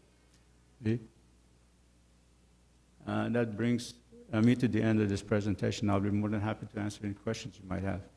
Yeah, Ed? Have you, I think it's Stillwater is converting their elevated tank holdings to solar, to the electricity coming from solar on top of the, is that anything we've looked at, or? No, we don't have anything looked at that. So I thought of something else on the legislative agenda. What many cities across America are doing is they're electrifying their pump stations with solar. Yeah. And they partner with a private company that then is able to take advantage of the tax credits and the accelerated depreciation. You can depreciate everything in 5 years instead of normal. Well, Oklahoma is one of the few states that to get electricity, it has to come from a utility company like OG&E, and so they don't allow that kind of relationship. And I just think it's going to leave us behind. I don't know. That's just one more thing for the legislative committee maybe to look at. Thank you. Okay. Thank you. Let's see that the legislative committee takes that up at our next meeting. I'm writing it down. Got it down. All right. Anybody else? All right. Citizens to be heard. I'll ask people to keep their comments to 3 minutes or less. Paula Yokel.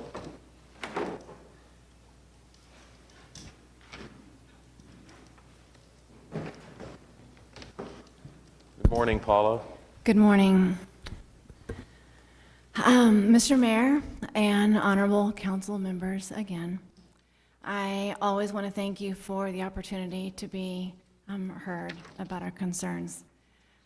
Today was a good day to be here. There's some interesting information on infrastructure improvement for water, some for wastewater. I'm not hearing anything about sludge yet, but I did hear something about this Draper facility. I'm gonna make some calls, learn a little bit more, because I want to get myself as educated as I can. I got the press release last week that invited citizens' remarks on ideas for infrastructure, GO issue, bond issue for next year. So I'm going to be first on the list. I got some ideas. It's going to cost us a little bit, plus some, but I think it's time. And let me just run them by you. And I read a meeting that Councilman Shadid had hosted a while back with the jelly bean thing. I love the jelly bean thing. And I embrace that idea, that the more minds we have together, and I love the idea of productive conflict, because if everybody agrees, you don't get very far. So this is all good. It's all good. I do want to say, without question, without equivocation, undeniably, I absolutely believe we need to fully gut or retrofit our wastewater system, period, to where we are no longer putting Class B biosolids on our ground, in our air, hovering over our water, not for another single day. That's how I feel about it. So we have demonstrated some health effects to you. The toxic constituents in the sludge, the aerosol transport, contamination to our groundwaters, and I feel like this has got to be a paramount point of our bond issue. Now, when I looked, and when we got the press release late last week, I've not had a whole lot of time. I like to come to you with fact, and I like to do my homework. Haven't had a lot of time to do it. It looks like the last time we made infrastructure sewer changes from a GO bond issue was in 1974. I could be wrong. There's been some like budget improvements, but as far as a big bond issue, it's been a while. I think it's time. We have spent, since that time, over $270 million on recreation, sports venues, arts, and I'm all about these things. And I love the work that we're doing to make our city more attractive and more modern and a place where people want to come and raise a great family. You're doing a good job with that. And streets, police, fire, safety, those things, always paramount. But I do want us to start thinking about some fundamental infrastructure, because we bring 300,000 more people here by 2050, according to the meeting you had. We still have to have some infrastructure that supports the kind of influx that we are inviting. So, and it looked like about every decade we're increasing our population by about 14%. Maybe that's wrong, but I think it's in that. So here, I'm a visual learner, and so I'm a visual communicator. I did a lot of little home projects. Here is our wastewater collection system. Now, the outline, obviously, are the ward system.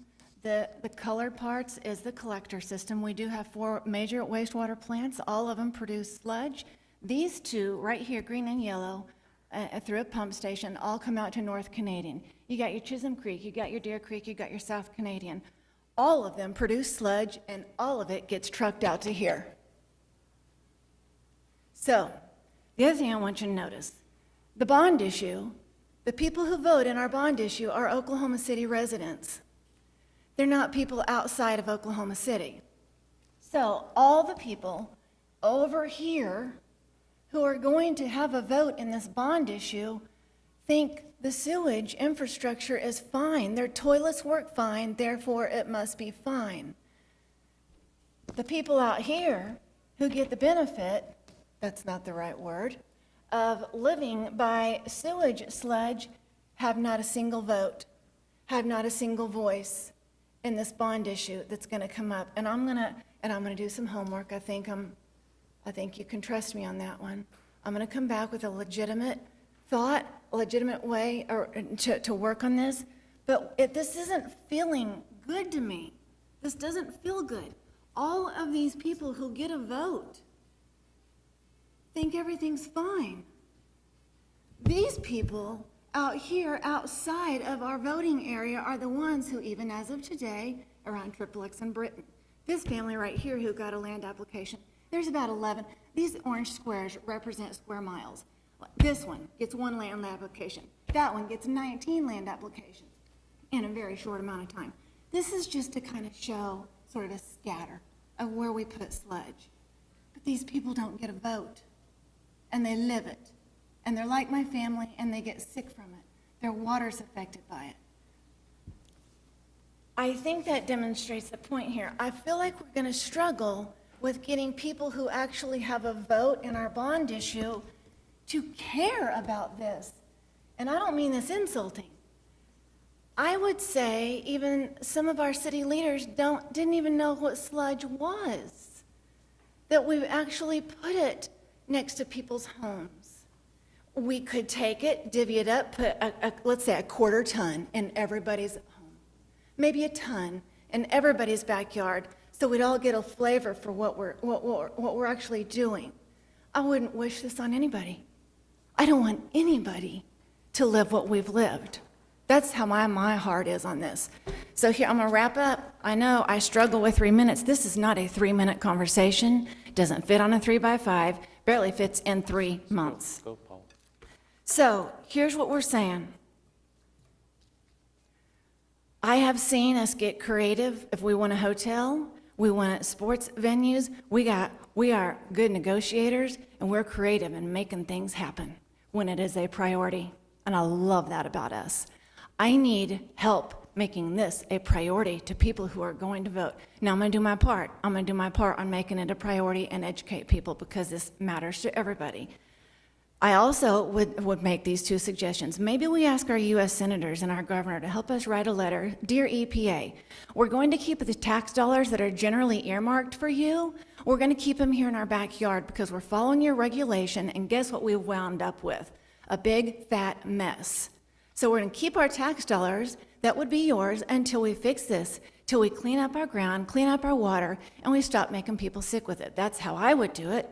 I would also suggest that we go to our sludge partners. They are the multi-billion-dollar industry, one of the only two constituents that benefit from this practice.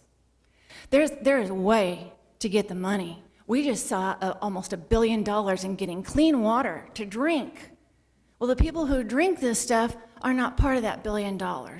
And the improvements we're making to our wastewater infrastructure are all about processing more, nothing about getting rid of sludge.